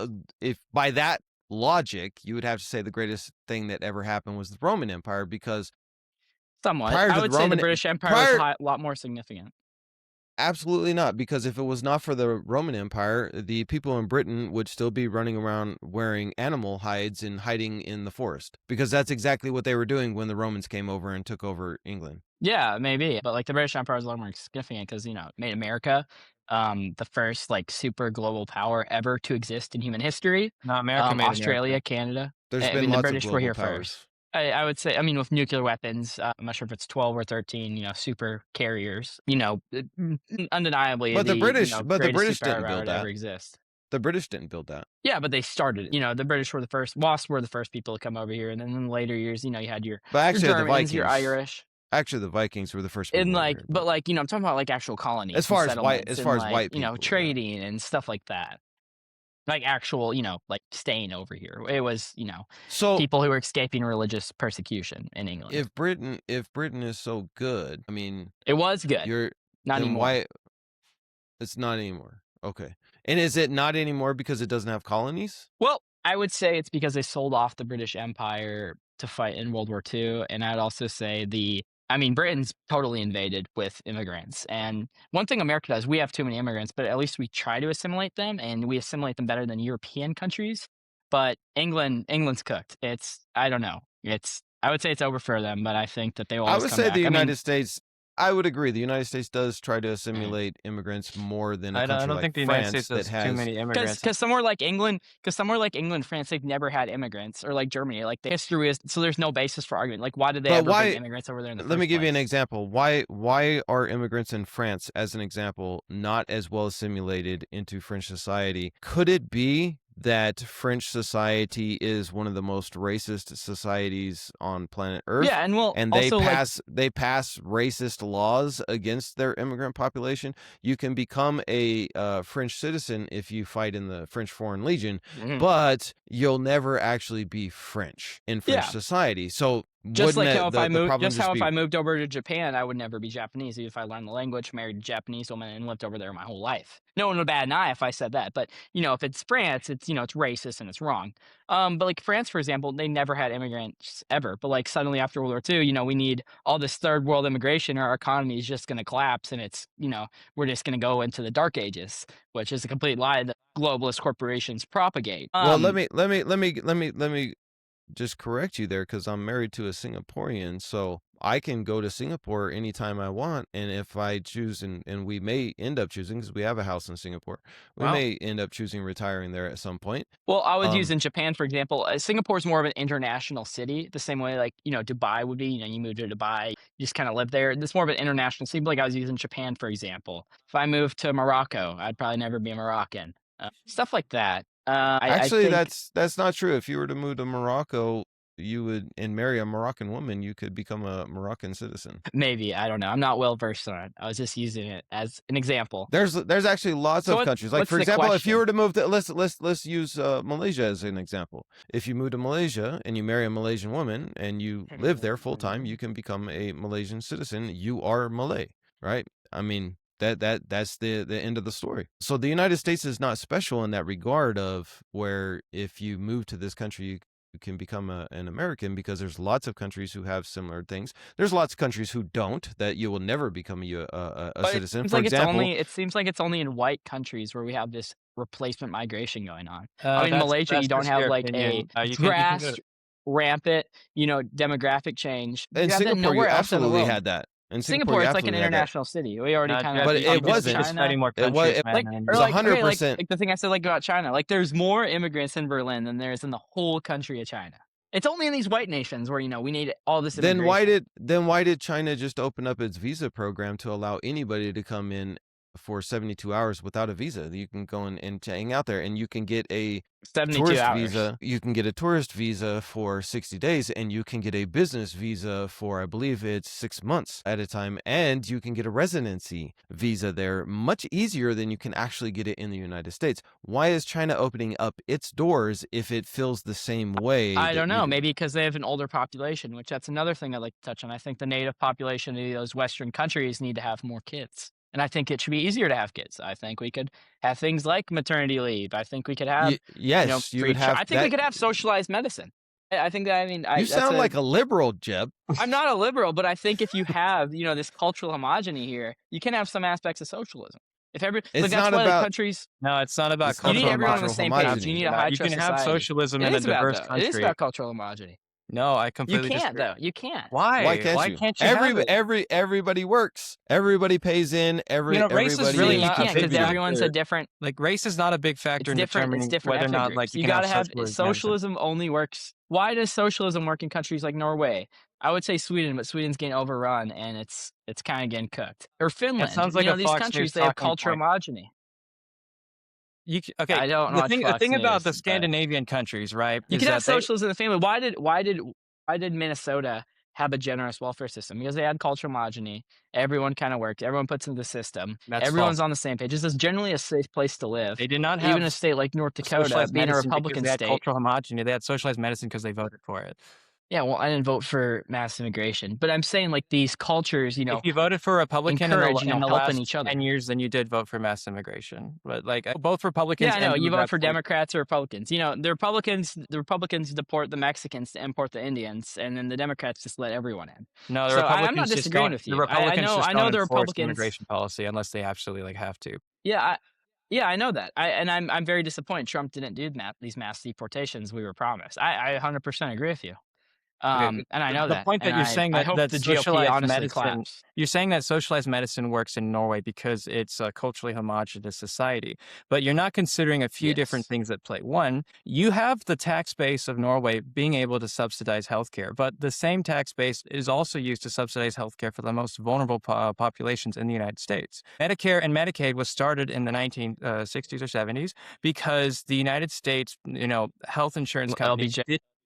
The United States health insurance companies did not want to provide health care for the elderly and people with disabilities and lifelong conditions. So the fact that the most vulnerable population can have their health care subsidized in a very diverse country, like why isn't that we can't extend that to the rest of the population because of cultural homogeny? That's just not true. That's like a complete Well, we can go back to the taxpayer thing, and white people are generally a net positive for the taxpayer system. If you look at Not if Somalis, you for live in a example, they're- Republican. Not if you Yeah. live in a Republican state. They're a net negative. I mean, if you look at like North Dakota, they're a net positive. It's one of the highest GDP per Look at- capita. It's a Look at Republican state. If Alabama. you look at Look at if you look at, Mississippi. and look at those countries generally have a Louisiana. high. They're yeah, all net negatives. Yeah, in Arkansas, all those countries. I mean, all those places, they have a large black population. Also, the whites are generally poor compared to whites in, say, the Midwest or, You pretty can't much blame anywhere else the in the black country. population On- for. I mean, Yeah, so the considering that- tax. I'm not blaming the black population. There is Then a why lot did you of bring it poor up? white people. I 100% agree. I just brought it up. Yeah, taxpayer. I 100% agree. We need a well-paying tax base. And you look at who actually pays in the tax-paying system. It's generally white people. That's a fact. I have the statistic. I So- posted it a few months ago. Here's a statistic for you. Taxes and a tax-based system in the United States is actually a fallacy because we don't pay for Medicaid and Medicare based on how much Jeb or me or Andrew pay in taxes. Because if that were the case, then the United States would have a GDP surplus and not a debt of, what is it now, $40 trillion, right? So we borrow from future tax bases in order to pay for the things that we do, like $1 trillion to the military budget in order to be the world's conqueror and police and, invade countries like Iran for absolutely no benefit to you or me. This is the reality of it. So when you say that, well, Somali people are net negative to our tax base, not really. What they really are in your scenario, because I disagree with your scenario, but in your scenario, How are they're they a net? actually How are with- they not a net negative? If they're on welfare Because- more likely than white people, if they're not paying as Because- much in taxes, how are they not a net negative? Again, because you equate that somebody who is eligible for being on some form, for example, they put everybody into that category, even if it's a mother who receives WIC. Now she's on welfare. Well, that same mother may work as a waitress at a restaurant and paying taxes. But that doesn't ever get counted into the grand scope of things. So when you say that 80% of them are on welfare, that means that 80% are qualified in some form or fashion to get some type of government assistance. It doesn't mean they're on full-fledged welfare where their rent's paid, this is paid, that's paid, everything is paid. There are people who are on that. Maybe they're disabled, whatever it may be. But many of them do work. And again, they're not taking taxes away from Jeb. They're not taking taxes away from Andrew. They're not taking taxes away from me because we borrow anyway. Money in and of itself in the United States currency is not backed by anything. We got rid of that when we got rid of the gold standard. Therefore, they're not actually taking anything away from you. They're not taking anything away from me. They're But taking they're not paying away in the from. system. Yeah, they are. I But just they see 'em as, are like, paying into the culturally, system. too. I That's mean, the like, I thing. just Again, you can be on welfare and work 2 jobs in the United States. I did it. I know for a fact that you can be on some form of government assistance, and that means that you are a statistic now. You go into that statistic as being on welfare, even though you are paying more into the system than what you're actually receiving. The reason being is because people aren't making enough money. I know a lot of Somali people who drive for medical services couriers, and they don't make enough money to feed their family. And they drive 12 hours a day. They're driving Uber. They're doing all of these janitorial jobs. They don't make enough money. And so, like what Andrew was saying is, if you want to solve that problem and get people off of welfare, raise the minimum wage. or just send them back to Somalia. You know, I have this Well, report the from the same Center thing of could be sent. Immigration Studies that out of the 100,000 Somali Americans in Minnesota, they contribute $8 billion in economic impact to that state.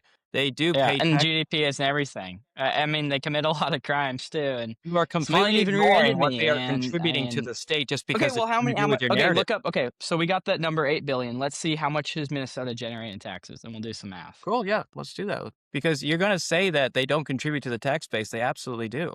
I mean, just a perfect example. One of my really dearest friends. He's married. They have 4 kids. He is an engineer. He works for a big corporation, makes decent money, pays probably more in taxes than all 3 of us combined, and he's never taken welfare. He's done everything the right way. And that is a His few of brother, them, but I would say on average. So I have again, it We right always that's focus here. on just the one I can exception to name the off. rule. Do you have a number, That's Andrew?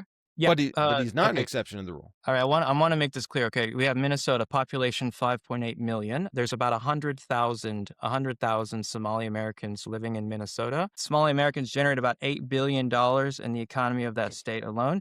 And there is about $82.1 billion in combined state and local general revenue. So that's a tenth of the economic activity out there generated by a minority of that state. Well, So you're I'll gonna have to double check that. okay, but you can't just argue that they don't contribute to society. They absolutely do. And I I would think that's, say, okay, and GDP isn't everything. You know, you look at I'm the not cultural saying aspects. GDP is Minnesota everything, used to but be you this are safe, saying something that is nice completely place, false. and then they brought them over.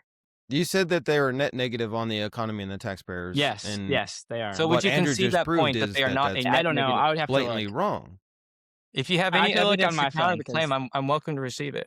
okay, well, I can't. I don't know if I can click off the tab because I need to check that. But I understand, highly but you doubt got it. to be careful I if you're feel going like to I say did that this people before. are being a net negative on Yeah, society well, I'm and gonna you say they're don't a know net what they're negative. I'm actually gonna say doing. they're a net negative on society. Economically, or You not, have they're a no net negative. evidence for that, though. You can't make a statement I like mean, that. That's, Zionists are a net positive. we're not talking about net Zionists. We're positive talking about economically. Somali Americans, okay? And you're Yeah, and saying that they're I net don't think they're negative. positive. I doubt it's 10% of the GDP. Highly doubt that. But what Highly. evidence do you have to make that claim? I would have to look it up. I mean, I could look it up on my phone, but Why are you I don't making know. a claim before I you have mean, the evidence? Because I'm just guessing with looking around. Why I are mean, a you lot of making them a are on statement about welfare, an entire clearing center. demographic if you don't know what you're talking about? I do know what I'm talking about. But you I don't could. know I mean, I because could I look it just up. presented the statistics that you didn't have. I'm not on a computer, being able to type and research it. but Did you you prepare say before wait, this? I you could say look at it right now. Did you but prepare you say before this? Somali look. people. Did I You what? say Somali people are a negative culturally, they're a negative economically, Economically. they're this, they're that, they're. Is it just not that you just don't like Somali people? Like I you could be I just see presented I with all no. the facts of positive stuff about Somali people, and you're still just not going to like them. Can you just admit that you don't like Somali people? No, because I mean, not all immigrants are the same. I mean, Okay, I need to look this up. Can I look this up? I mean, How much silence does is the an state of option, Jeff. Minnesota You don't have generate? to have an opinion about something before you learn more about it.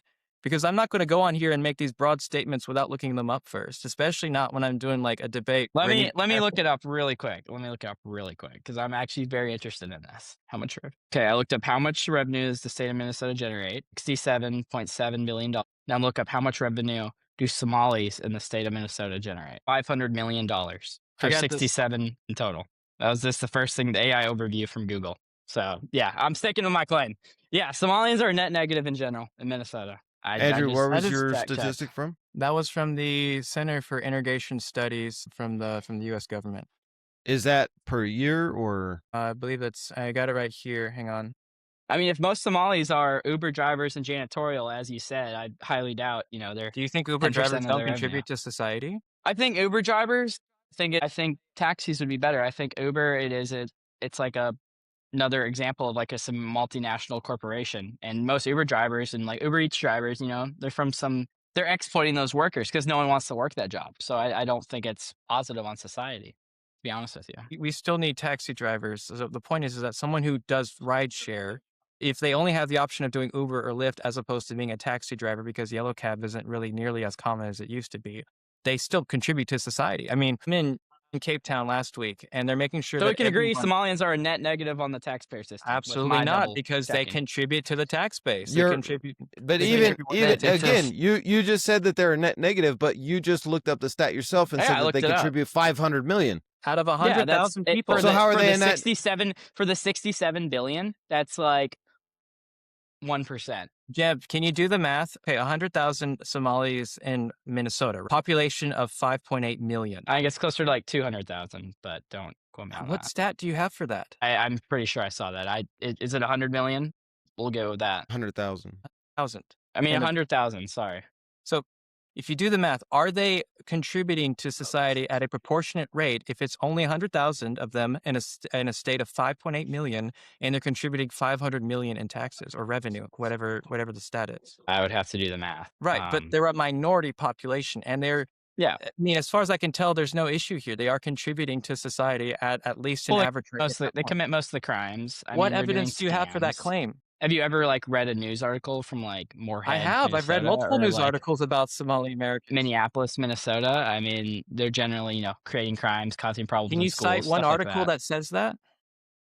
I could look at the form for Fargo, North Dakota right now. I mean, you could probably just look We're at talking about stabbings Minnesota. and shootings and stuff like that. Well, Minnesota and Moorhead and Fargo, they're right beside each other. So you have a lot of Somalians that come over. I'm just, Right, and even for my, okay, like an example, I know a guy who works in the healthcare field, used to work in a hospital in Fargo, and all the workers there would be so mad when a Somalian came in because they always, you got to guarantee them a translator and stuff like that. A translator come in and they don't speak the dialect that the dude speaks, and they throw a tantrum in the hospital. And it's just why don't you go back to Somalia? Oh wait, you guys It's not don't a crime have to speak a hospitals and different roads there. language.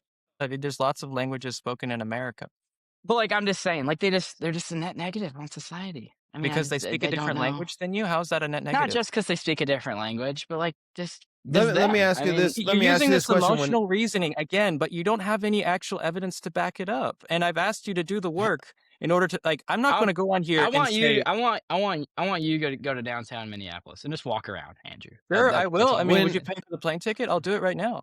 I can book it. I'll be there next week, so we could go and we could just walk around and just analyze and just look at people and just people watch. Or Let we me- could let look me at ask you stats this. that are able to get a more comprehensive study put in place than just our own personal experience and perspective. And Okay, Let let's me- look at stats about IQ and stuff if we want to talk stats. what does Okay, IQ have to I do with mean, committing crimes? Lots of high IQ individuals commit crimes all the time. on average? I mean, On average, yeah, okay, if you have a really high IQ, that makes you more likely to be a drug addict because really smart people get really misanthropic and they get bored of life, so they And they start get- turning to they get illegal bored, yeah, substances. maybe. But I'm just saying, Let me ask you this. they don't You're- deserve to live in our. They don't deserve to live in our society, Why? especially Why do you deserve to Minnesota. live in this society, but they don't? because my ancestors created it. What makes you think that they're not creating a positive value in the United States Because beyond they your own aren't. emotions? They're being Uber drivers and janitors Uber and drivers and stuff janitors like are just it necessary creates in a this immense society. boom and bust economy where they can exploit this cheap labor. You know, an Uber Okay, driver can but help again, prevent like a I drug driver on the said, streets. let me just interject here. So, first generation immigrants are almost always going to be low paid laborers. Whether you're from Europe, whether you're from Asia, whether you're from Latin America, whether you're from Somalia, you're going to be a low wage labor. You're going to be a janitor, you're going to be a cook, you're going to be a waitress, you're going to be an Uber driver. That's pretty much anybody. If you come over here from Russia as a first generation and Russia just, came out of the Soviet Union, you're going to be a low wage worker and you're not going to speak English. And so when you go to the hospital, you're going to need an interpreter. But by the second generation, because your kids went to a public school, they speak English, they have a good education, and they're probably going to be like one of my dear friends who's an engineer and very successful in his life, or another couple of my friends who have a property investment firm where they are doing very well for themselves because they're second generation. Their parents came over here. They were Somali. They worked very low wage jobs to put them through school. They went to school. And now I can guarantee you those three individuals probably have a higher IQ than you and me, Jeb, put together. So you can't sit here and say, you cannot sit here But and we're say, focusing on the exception to the rule rather than it's like not the exception of the majority rule. of the That time. is the history exception. with every immigrant population to the United States, from the But all- Irish to not the all Greeks immigrants are the to same. I mean, there to might be the there'll be Asians. there The might same be thing one was Dr. Somali the for same. like 1,000 janitors or Uber Somalis drivers, just barely started coming to this country, Jeb. and that's They've only like, been coming over here for 20 years. You're talking about second generation now are entering the workforce. yeah. Well, we don't and need they to are run this entering the science. The workforce. science experiment's failing. That's how I see it. Mass It's immigration not science failing. experiment's I mean, failing they're across doing the West. Okay, it's failing to you because you have at least a false idea of what Somalis are contributing to the economy. But bear in mind, Have you seen pictures of Paris? Have you seen pictures of London? We're not talking Have you about seen Paris or any- London. like, We're have you talking seen about any major Minnesota. We're city? talking about Minnesota. Don't change the I'm subject. talking We're talking about yeah, Minnesota. and Minnesota used to be a beautiful state It still is a beautiful state. until they brought. Have you ever been to Minnesota? You're going there next week, right? Why would you go there if you didn't like the state? Yeah, have you ever been to Minnesota? Not yet. I'd love to go. I've just been traveling elsewhere. Yeah, But the well, point, Yeah, rural Minnesota is very nice. Minneapolis is terrible because liberalism and massive, multiculturalism has destroyed it.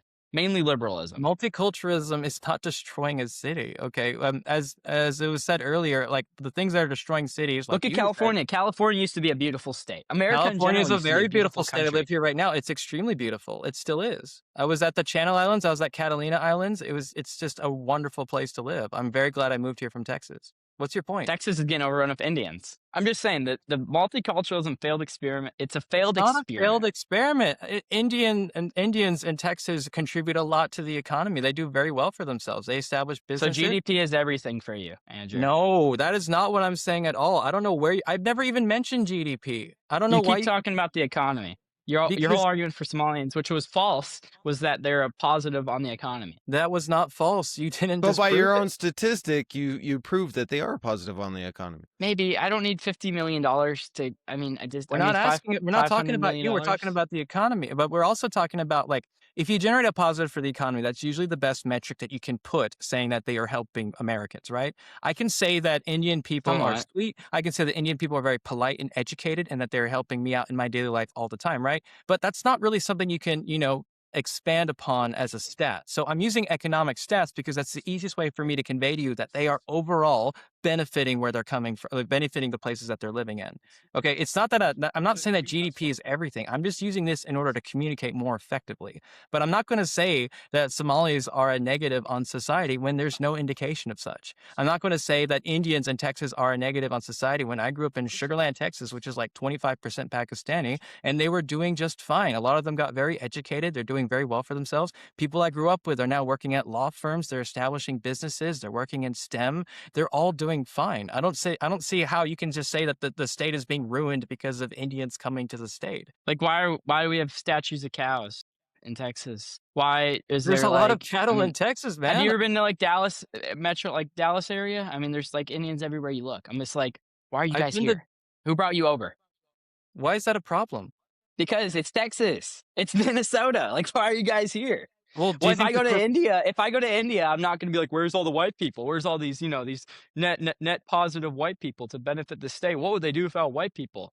I'm not going to these places saying that. So I'm like, why are they here? Look at well, Canada. Canada's overran with Indians. white people already overran India. yeah, That's I Yeah, don't. but the it's not whole. anymore. And if That, overall, I think it that's was a net positive. so you're on okay. Wait a India. minute. Wait a minute. So you're okay with it when white people overran It, India, it but was. now that it's not I don't think it anymore, was now right. it's not Like, okay. okay, you want to hear like a view of mine, but it's like most right wingers don't agree with it. I think we should bring the white South Africans back to Europe and back to America. They're not back. That's a point of mine.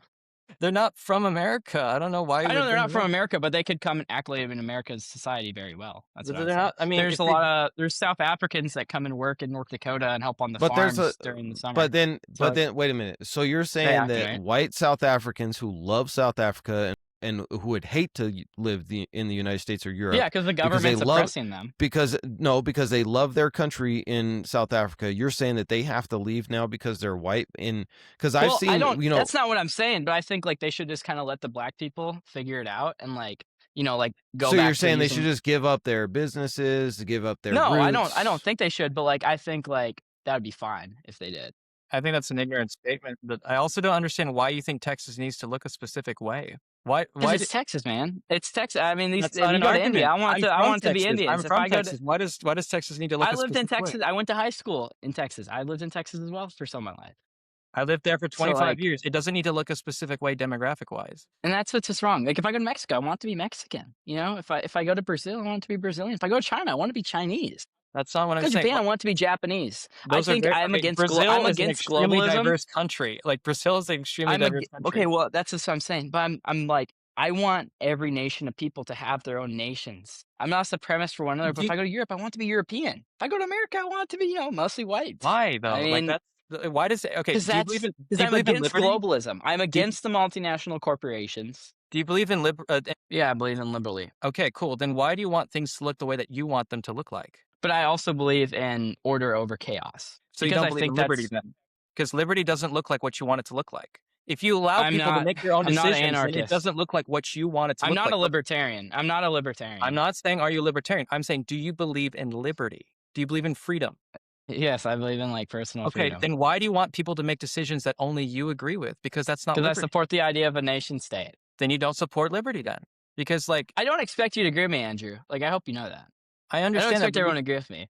I'm not expecting you to agree with me, but I'm trying to understand your argument because it doesn't make very much sense. You can't say Texas needs to look like Texas because there is no defined way of what Texas looks like. Is it where it's full of a bunch of like Mexican nationals before the war for I mean, I would independence? say like, southern Texas, you have a lot of Mexican influence. If you go to like Because it used to central be Texas, Mexico. you got the Germans. If you And go the to like Polish, east the and Czechs. southeast Texas, if you go to like east and southeast Texas, it's more like deep South culture. And I think that's kind of Texas. Texas is an Indian. I mean, Indians didn't fight at the Alamo. And actually, my ancestors did fight at the Alamo. There were some Boz that fought at the Alamo, but no Indians, built Texas. They didn't fight the Alamo, man.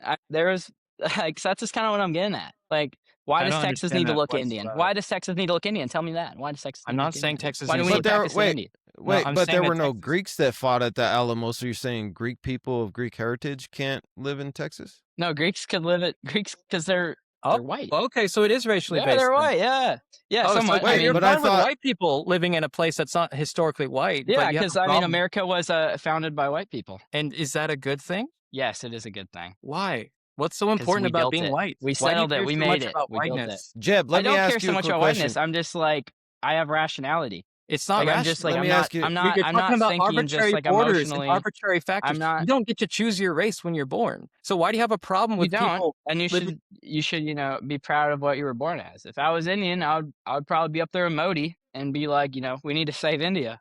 If I was, if I was black and born in Ghana, I'd probably love that. It's Ghana, right? Where that one dude is. I forget his name. Yeah. And I support him. I'm like, make Ghana a great country. If I was Iranian, I would be like, we need to fight Israel and America. So It's would like you if go any back country to I was Europe born in- because your family's historically from Europe? I thought about that. And my argument is that white people, kind of made America, built America. So no, I wouldn't. So that's illogical. You're being So illogical then.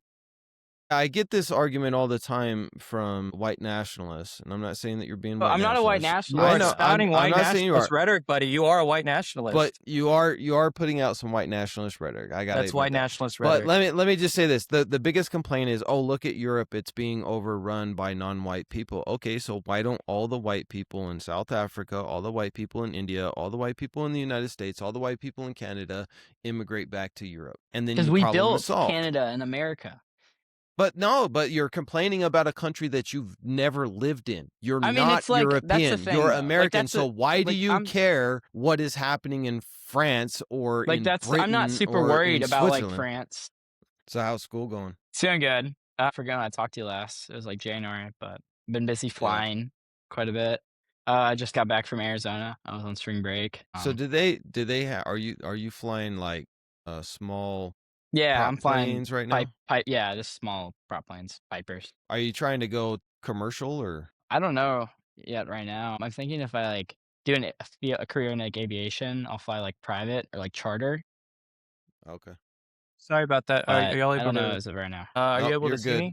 We got you back in now. Okay. Yep. The last thing I heard was Jeb saying that because we built Canada. That was the last thing I picked up. Well, yeah, like white people built America, Canada, Australia. So it's like we built it, we conquered it, we created. If you That's how I want to see it. keep, but if you a state like North Dakota, fairly Minnesota. white, etc., Minnesota, then why not encourage more white people to move to those states? Because Well, I don't want to live in Minnesota. It's too yeah, dang well, cold. I think it's like the native population needs to keep it going. Like, the people that have been here. The whites aren't the I native hope. population, though. Native Yeah, Americans. and that's just goofy rhetoric. Like It's not we goofy can talk rhetoric. like It's it was true. native or whatever. No, I it's not mean, goofy rhetoric. It's true. okay, You're ignoring it. Andrew, it's true. But they, I mean, but like but the state white is people built literally it, named after the Dakota. Yeah, Yeah. yeah, I know. And like even They my they school, weren't it's like white the fighting people. too. I know that we can agree on that, but like they built like the roads and the stuff here. Like I mean, to say they didn't is just like Well, the thing about your Nobody's rhetoric saying that white people frustrates didn't me- build that's it, so though. like 20. That's such like a 2015 talking No, point. it's I mean, not. we got Okay, wait. The thing that frustrates me, Jeb, is that you are making a lot of statements, but you're not accounting for historical context. And in many ways, you're ignoring whenever something doesn't work with your narrative. Where you're saying, oh, that talking point's old. Yeah, okay, Native Americans being displaced is an old subject. It's been happening for hundreds of years. It doesn't matter. It still makes it relevant. okay, it's relevant. I mean, nobody's stand for saying that Native white people. people didn't build roads, that white people didn't build skyscrapers. Nobody's saying that that didn't happen and that that's a cool thing or whatever. The point is that other people also helped in building that stuff, right? Yeah, The I mean, like the economy White that House was built by 1/3 black people, for example. Right. So the point here is you can't say, well, not having an all-white society is bad because we won't be able to build anything if we don't have non-white people, when we have black and brown people and Asian people who are building magnificent stuff every single day in this country. They're contributing massively to this country. One of my business partners in roofing is a Mexican American. He is a naturalized U.S. citizen, and he is doing fantastic work. I do the marketing for him, and people are getting their homes' roofs replaced with pinpoint precision and accuracy and customer service and everything else. And he's a naturalized U.S. citizen. That's great. Like Mexicans. So again, the point is, though, you say that we need to deport all of them, though. It's not all the Mexicans. All Somalians, pretty much all the Indians. Would you concede your Somalis. point on Few deporting all the Mexicans. Somalians after I've already proven that they are net Look, positive? Andrew, he's They even are, got though. you I saying looked it up. Somalian They're, now. Somali. Sorry about that. Somali. It's Yeah. been going. I don't know. I live in Minnesota. I mean, I live in North Dakota. I see how the Somalis are up here. I don't think they're positive, economic or not. It's not about what you think or what you feel. Like, are they a positive? Yes, they are. We've established that. So would you rescind your You've point? never been to Minnesota. You've never talked to anyone from Minnesota. You don't really know. That doesn't disprove Okay. my point. I don't have to say that I've been to Egypt to know that the pyramids are there. You go walk downtown Minneapolis, and we'll see how long you last. What if and I walk see if downtown you're Minneapolis and I still- say that it's great, and then what? and you say it's great, and then we can all eat bananas and rice and just all do the little dance at the Somali parties. And we So can all just actually, love bananas Somalians and and bring rice. over we could bring over I love bananas and I 20 love million rice. of them. Jeb, I want to ask you again. Would you rescind your point after I've already No. disproven that Somalis are a net positive on the American community? You would not deport all of them because they do No. contribute to the American society. Deport all Somalians. Then you're So I basing your think opinions based off of your emotions and off of white nationalist rhetoric as opposed to stats and actual facts. Yep. You're right. So you're being so. emotional. Let me ask you this. So you want all Somali people, anyone of Somali descent, whether There's they're probably second okay, there's- generation, third generation, all of them just need to They go. just should've Everybody just- need to go. You know, we should have never been involved in Somalia messing with their government. Somalis should have never been over here. There's probably like 2 to 3% out of like 100 Somalis that can like function in our society. But we focus on the exception to the rule rather than the rule itself. And Not true. overall, No, I think you're most of focusing on them your are feelings here. a No, you're net ignoring stats. negative. You're being ignorant. Yeah. 'Cause Facts don't every- care about your feelings. Exactly. That's That's what I'm me. saying. That's You're true. using your Facts feelings don't to ignore care. facts. Yep, you're right. But here's the problem, and I don't want to be like the white defender of Somali culture, but I know an awful lot of Somalis, and I can tell you that every single one of them has a job. Every single one of them. There's not one of them that is not working. And they work their tail off to provide for their families. They're very traditional. They they are more conservative than you are. I can guarantee you that. Probably. When they don't watch But- porn, they don't like porn, they don't like transgenderism, they don't like all these things. So like they are like your wet dream of conservative values, but you want them all deported. Instead, shouldn't it be, you know what? Let's do a better job as white Americans of inviting these people to become American. I just don't know why they're in Minnesota. If they're so great and conservative, why don't you put them with other black populations? Well, say, have you in studied Louisiana or why they're Alabama? here, and have you studied what they're actually doing? Yes, I've studied why they're here. I have a video on Instagram with 3 million views talking about why are that Somalians in doesn't make Minnesota. you right. I have a video on TikTok with 4 million views. Ooh, does that make me right? I don't know what you're getting at. I don't know I- why you're down on this hill of Somalis, Andrew. I understand why you could Because you are ignoring the a different actual facts and experience. evidence, and you're just making an assumption based off of your feelings. I'm going to attack that point because it is not based in evidence. You're being ignorant. I'm being ignorant. Yes. And you're not taking Okay. the time to actually study what you need to study. I had no opinion on Somalis, okay, until I studied why they're here and what they're doing for society. Then I formed an Well- opinion. You formed an opinion before you actually had any evidence to back it up first. And now you're saying deport all Somalis when you don't have any evidence or reason as to why, just because you don't like them. I've lived up here. I think that's evidence. You know, I think that's evidence. To be honest, It's with not you. good enough. You need to have better I've been evidence than just around them. I anecdotal think evidence. that's evidence. Okay, if you commit a crime, do I say So- that all white people are bad? No. If a Somali person commits a crime, do you say that all Somali people are bad? No, but if like a substantial amount of them are for So why are you how saying much deport of all how much they Somalis? are of the population, this like why are they in Minnesota? Like why are they up here? It's so cold. I mean, like why? It was a safe, nice area. I mean, why Do you know? did they bring Do them you up know here? why they're in Minnesota? Why they're I don't in know why. Salt Lake I don't know City, why Utah? Minnesota particular. The reason is because I know Minnesota is a generous welfare state. because the No, it's federal immigration and naturalization programs with the federal government, they choose specific states to put immigrants in because they have the appropriate social networks to take care of them. This is why Salt Lake City is a massive refugee and immigrant center, is because of the Mormon Church and the social structure. And the that they Lutheran have Social there. Services, for example, help the Somalians. That's so. Right. But I'm just so like, why are they? That's why why are they the here? federal government decided. It's not that the Somali people decided we want to go to the coldest place in North America. It's because the federal government decided you're going to go here because they Yeah. have the social networks to take Well- care of you. I think in general we should just not brought any of them over. Why does it bother you so much that they're here, though? Why are you so frustrated by the fact that they're in Minnesota? Because Minnesota is such a nice place to live. And Let me North ask Dakota's you. so Let me nice, ask you a and question. it's Did you safe, have a and just, when you were growing up? Did you have a crush on a Somali girl and she turned you down? No, I only like white girls. But it's a And you good say one. you're not a white nationalist. That's crazy. Well, if you said you liked Asian girls, then I might wonder. But that's a No, sort of- I don't. No, I don't like Asian girls. Really, That's a only- shame. You're missing out. But anyways, the white point that girls. I'm trying to speak on here is that you are so mentally stuck on why they're here. Well, Somalia isn't the biggest hill. That's just what we're talking about. I'd say the biggest issue is Zionists running our countries, I would multinational like to stay on corporations. this topic because I can't have a conversation with you if you're going to ignore evidence because of your I'm not feelings. ignoring.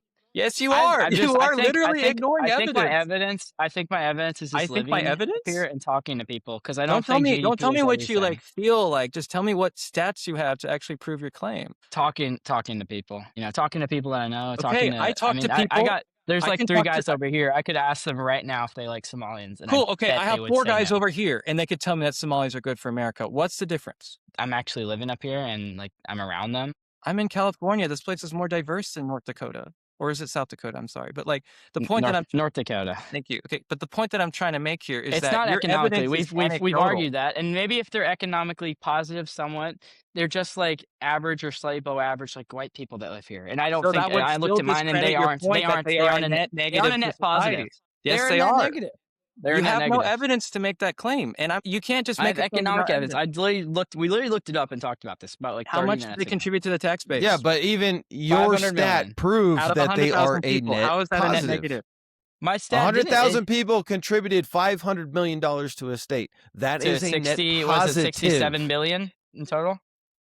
That is Let's- still a net let me do the math. positive. Let me do the math. That is That is still a still- net That's positive. still a net positive, Jeff. That's why I'm still on this point, because I can't have a It's conversation like with Donald you if you're Trump going to saying ignore he's going to evidence. reduce medicine by 400%. That's not possible to do. But yes, $500 million contributed, and I'd have to look up your stat and Andrew's stat because you had It was two just the different first stats here. AI thing. But either over way, Google. Did you look either this way, up before however this they're debate? calculating that, Wait, Jeff. How long however have they're you- calculating, it doesn't matter because it's the economic is still proving that it's a net positive. What you're saying is they are a cultural net negative because they're not white, they're not Christian, and you don't like Somalis. Let's just be Well, I don't have a problem just with be Muslims. honest. You really don't don't. like Like Somalis. I don't like Somalians. If I'll they say were that. Hawaiian, would you have an issue? If they're from Tonga, would you have a different? Well, maybe.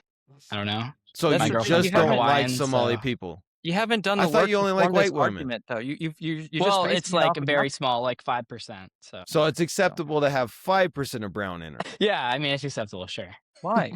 Like, where are you getting this from? Yeah, why are you like? Why do you love Somalians so much? You've never met one. You've never been to Minnesota. You've It's never been not to North about Dakota. them being It's a Somali, it's about- Californian speaking for someone that actually lives here. It's not about Somalis. I don't it's get about that. the fact that your argument is based off of what? I don't have a problem with Mexicans. I like Mexicans. I'm not I think talking- Mexicans, the contribute point to is that society. you made an But do you argument. think East the before United Asians States are doing the well. work to East form Asians evidence. are good. Like I I said, think America in general should remain 70 to 80% white. and you're not like, basing that it's- off of anything substantial. It's just your own feelings and what? The people around you? Sure, it's my feelings. Yeah, that's the point. So the point is, I mean, mind You you, that- won. You won, Andrew. You won. That's my feelings. You're right. right, you're being It's really over for me. toxic. You're being very immature right now. I mean, it's really like it's Well, really I don't know strange. what else to prove. We looked at the stats. We didn't do the math. I still think they're net negative. Yeah, based America off of was what, better. though? You had more have no purchasing power and evidence it's for your majority claim, white. man. Also, we're on the gold standard. I don't know. Stuff was safer. Towns were safer. You're now I trying don't- to change the I don't know what conversation else to a to tell different you. topic so that you don't have to I'm not fully changing the dissect. conversation. You literally mentioned the gold standard. You're trying to change the topic of the conversation so you don't have to dissect what your original point was, so you don't have to do the work to actually understand what you believe. That's the contention that I have with you. Because I'm not going to have an opinion about Somalis until I study what's going on in Minnesota. Then I studied, and then I realized, okay, net positive. Okay, cool. Then fine. I'm Go not to gonna- Minnesota. Huh? Go to Minnesota. Again, Then I think you'll my- be well Andrew, versed. I think we need to plan A Minnesota adventure. Let's all do it. a Minnesota adventure. Right, but that's still just anecdotal evidence. think How many that- people am I going to run into on a trip to Minnesota? What, 300 people maybe? And then as opposed to No, like, go to Minneapolis. It's a big city. It's a big city. I'm in Los Angeles, okay? But Minnesota to me is not considered a very big city. My hometown was like half the size of Minneapolis. But my point, Minnesota isn't a city. Do you have any Right, thank facts you. for it's a city? the state What's of your facts for that? Minnesota, I apologize for that. But the point that I'm trying to make is that I give you the evidence, you reject it with no evidence of your own, and then you act I like looked it up. Your stat was from I don't know where. it was from the and U.S. federal I looked it government up, under the Trump and we'd have to administration. do the It was math. released last year. Okay, I just looked at the AI overview. I know that Exactly, you Somalians are haven't on done the welfare work to more form than an Somalis argument. are on welfare more than white people. You I just don't looked at know. an AI Are you overview bought? and you Are generated you an bought and opinion. paid for by Are you Somalia? bought and paid for because you just looked at an AI overview? I'm not bought and paid for by anyone. I make my money working at Me Costco. either. Right. So, like, why is it I that think so. I work during the summer construction to make my money. Okay, for cool. college Then why are you and just stuff looking at an like AI that. overview instead of actually looking deeper into the facts? Because I don't know, man. I don't know. That's I'm my like, point, man. because You it's have just to study easy. these things deeper. You have to go into the stuff We that can makes talk you about history. I know history well. I You don't. don't know I mean, history well. You disagree with me I when do I know said that history Britain well. extracted I do wealth from know. India. Okay, you didn't And they might understand have the history extracted of wealth, but South they also Africa. built stuff too, and I'm they sorry, kind of kept man. the world in shape. That's Well, just a guys, false I understanding of think history. I think we've reached that point in the Let's all go debate to where Minnesota. we're definitely gonna have to go and have some rice and bananas at a Somali restaurant in Minnesota Sure, together. I think that 100%. would Yeah. make a fantastic video. At this point right now, I think we'll conclude the debate where I don't think Jeb has been convinced by Andrew's arguments, and obviously Andrew has not been convinced with Jeb's arguments. I think one thing that has been clarified is that Jeb just doesn't like Somali people. I think maybe if Jeb Until someone proves actually me got to, otherwise, I'll open my eyes up. I would be happy to, yeah, Oh, I that's good. actually, met a guy. I met a guy in Minneapolis, and we had a debate. This was outside the Leary Center because I took a picture in front of the Leary Center. I don't know if you saw this, but he came up to me, started recording me, saying white nationalist, Nazi, all this stuff. And then I had a conversation with him for like 15 minutes. He ended up following me on Instagram, and I like tried to, I was like in Minneapolis for another weekend or whatever, and I was like, "Yo, man, you want to take me to a Somalian restaurant stuff?" He never responded to me, so I tried. I tried to Wait, like, did you go to I'm a trying Somali to. restaurant on your own? No, but Wait, did you this try? guy, I was gonna have this guy show me. I don't know. You didn't try then. If you really tried, you would have gone to a Somali restaurant. That's the point. You're not putting in the effort to form your See, opinion. but I just like I don't care that much. I'd rather go eat somewhere where I know Then is why are you like making good to these eat broad if I'm statements out if in you don't care about the Minneapolis. subject? I will say one thing: Somalis do have some good restaurants in Yeah, Salt Lake. the thing is I that don't you know say about you in care. Minnesota, but You say that you care, but you don't, and you actually don't. You're finding ways to bolster your opinion, but you're not You actually say I'm doing the work. emotional, but you are like you sound so emotional. You just sound like feminine. I'm just gonna keep it real. Thank you. I love No women. offense. Women are the Fetterman. best. I love women. Do you How love is that? women, or do you actually like? Do women love you, or are you Yes, like women love me all the time. Like, what are you like talking about? okay? Okay, the debate just officially went into the weird zone. I'm okay, Jeb, hear me out, okay? I'm If I say that the What? Earth is round and you say that it's flat, and I keep asking you why you believe that the Earth is flat, and then you continually ignore evidence, people will get emotional about that, okay? Now, I am trying my best to understand you, but the reason why, like, I'm confused is because you just ignore stuff. And then you said that you tried to understand, the Somali people in Minneapolis, but you didn't even go to a Somali restaurant, which takes almost no effort Yeah, I whatsoever. talked to a dude, and he at first he was like, "Call me a white nationalist Nazi," all just because I took a picture outside the Learning Center, just because like it's a tourist attraction, I would say. Then I had a conversation. He had an Instagram account, and then I messaged him, and he didn't respond. I'm not saying it's bad. I'm putting pressure on you. Might have been busy or whatever, but like I tried, and, You and now I'd didn't though. rather You like didn't go go to a eat. restaurant. You totally could I'd have. rather go eat like Mexican food or like somewhere that So I you know is weren't good. trying. Something That's that, my point. yeah, I wasn't trying that hard because I Okay, really so don't if care you, that much. I question you on your opinions, right? And then you say that you don't care. And then you say that you tried, but it wasn't. And then you did what effort? You waited for someone to hand you an experience that you Well, could have I gone don't on know. yourself. I just thought he would be like, "Yo, try this place out." You know So what I you need mean? another It's not man that. to It's get not you to like do stuff? I was just telling you like a story. Okay, I wasn't Okay, yeah, like yeah, yeah. this But was I'm like a like, very insignificant the part. point that I'm trying to make is that you're acting as if you did a bunch of effort, but you're waiting for someone to handhold you into an experience you could have done yourself. If I was visiting like another town, I'd ask my friend like, "Yo, what's good here?" I You mean, you can know what I just mean? Google So like, Somali restaurant on your phone and you can find it on your phone. That's what I did when okay, I was in Taiwan. I was like, okay, I want to go to a bakery, so I found a bakery. I want to go to this restaurant, so I went to that restaurant. I want to find a night market, so I went to like 3 different night markets. Like that's I'll have effort. to. Like that's effort. Okay. And you're acting like Do you you're have any putting in a lot of statistics for effort. that? Do you have any statistics for that, or is that emotion? Statistics for what? Sorry. For like looking up restaurants. I don't know. I'm just messing with you.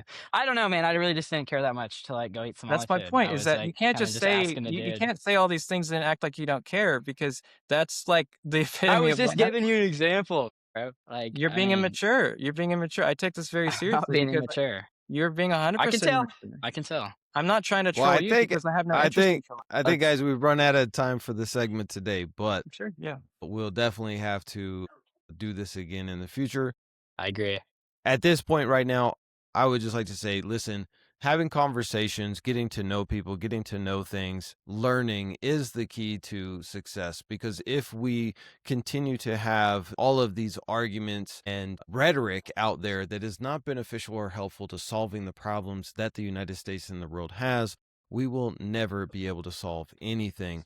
Communication is the biggest solution to everything that is a problem in the world. So I want to thank both of you, Andrew and Jeb, for coming on today. Even though you guys have very diverse opinions about things, very strong opinions about things, I appreciate you guys taking the time to share your opinions with the world. Whether I agree or disagree with them myself, I'll leave that out. But thank you for the debate. It was very good, and would love to have you guys back on in the future. Sure. Do you Thank want you for having to me on. do It's you a want lot to of do fun. closing statements for both people? Yeah, I think we need a 10 to 20-year moratorium on all immigration. I think we need to deport probably like at least 20 million people. Why are Somalis in Minnesota? That's about it. Thank you, Andrew? Andrew, for the conversation. Yeah, thank you, Jeb, for the conversation. Thank you for the time today. Thank you also for putting this together at the Daily Rumble. I really appreciate that. In general, there is a world of so much rich culture and things to learn about if you just explore it and learn more about what the world has to offer. In general, I think that America is a place for all people to become American. In general, it is a place that champions liberty, and for that reason, I believe in civil rights and liberty for all Americans, including Somali Americans too. All right. I agree with that. And thank you guys so much for being here.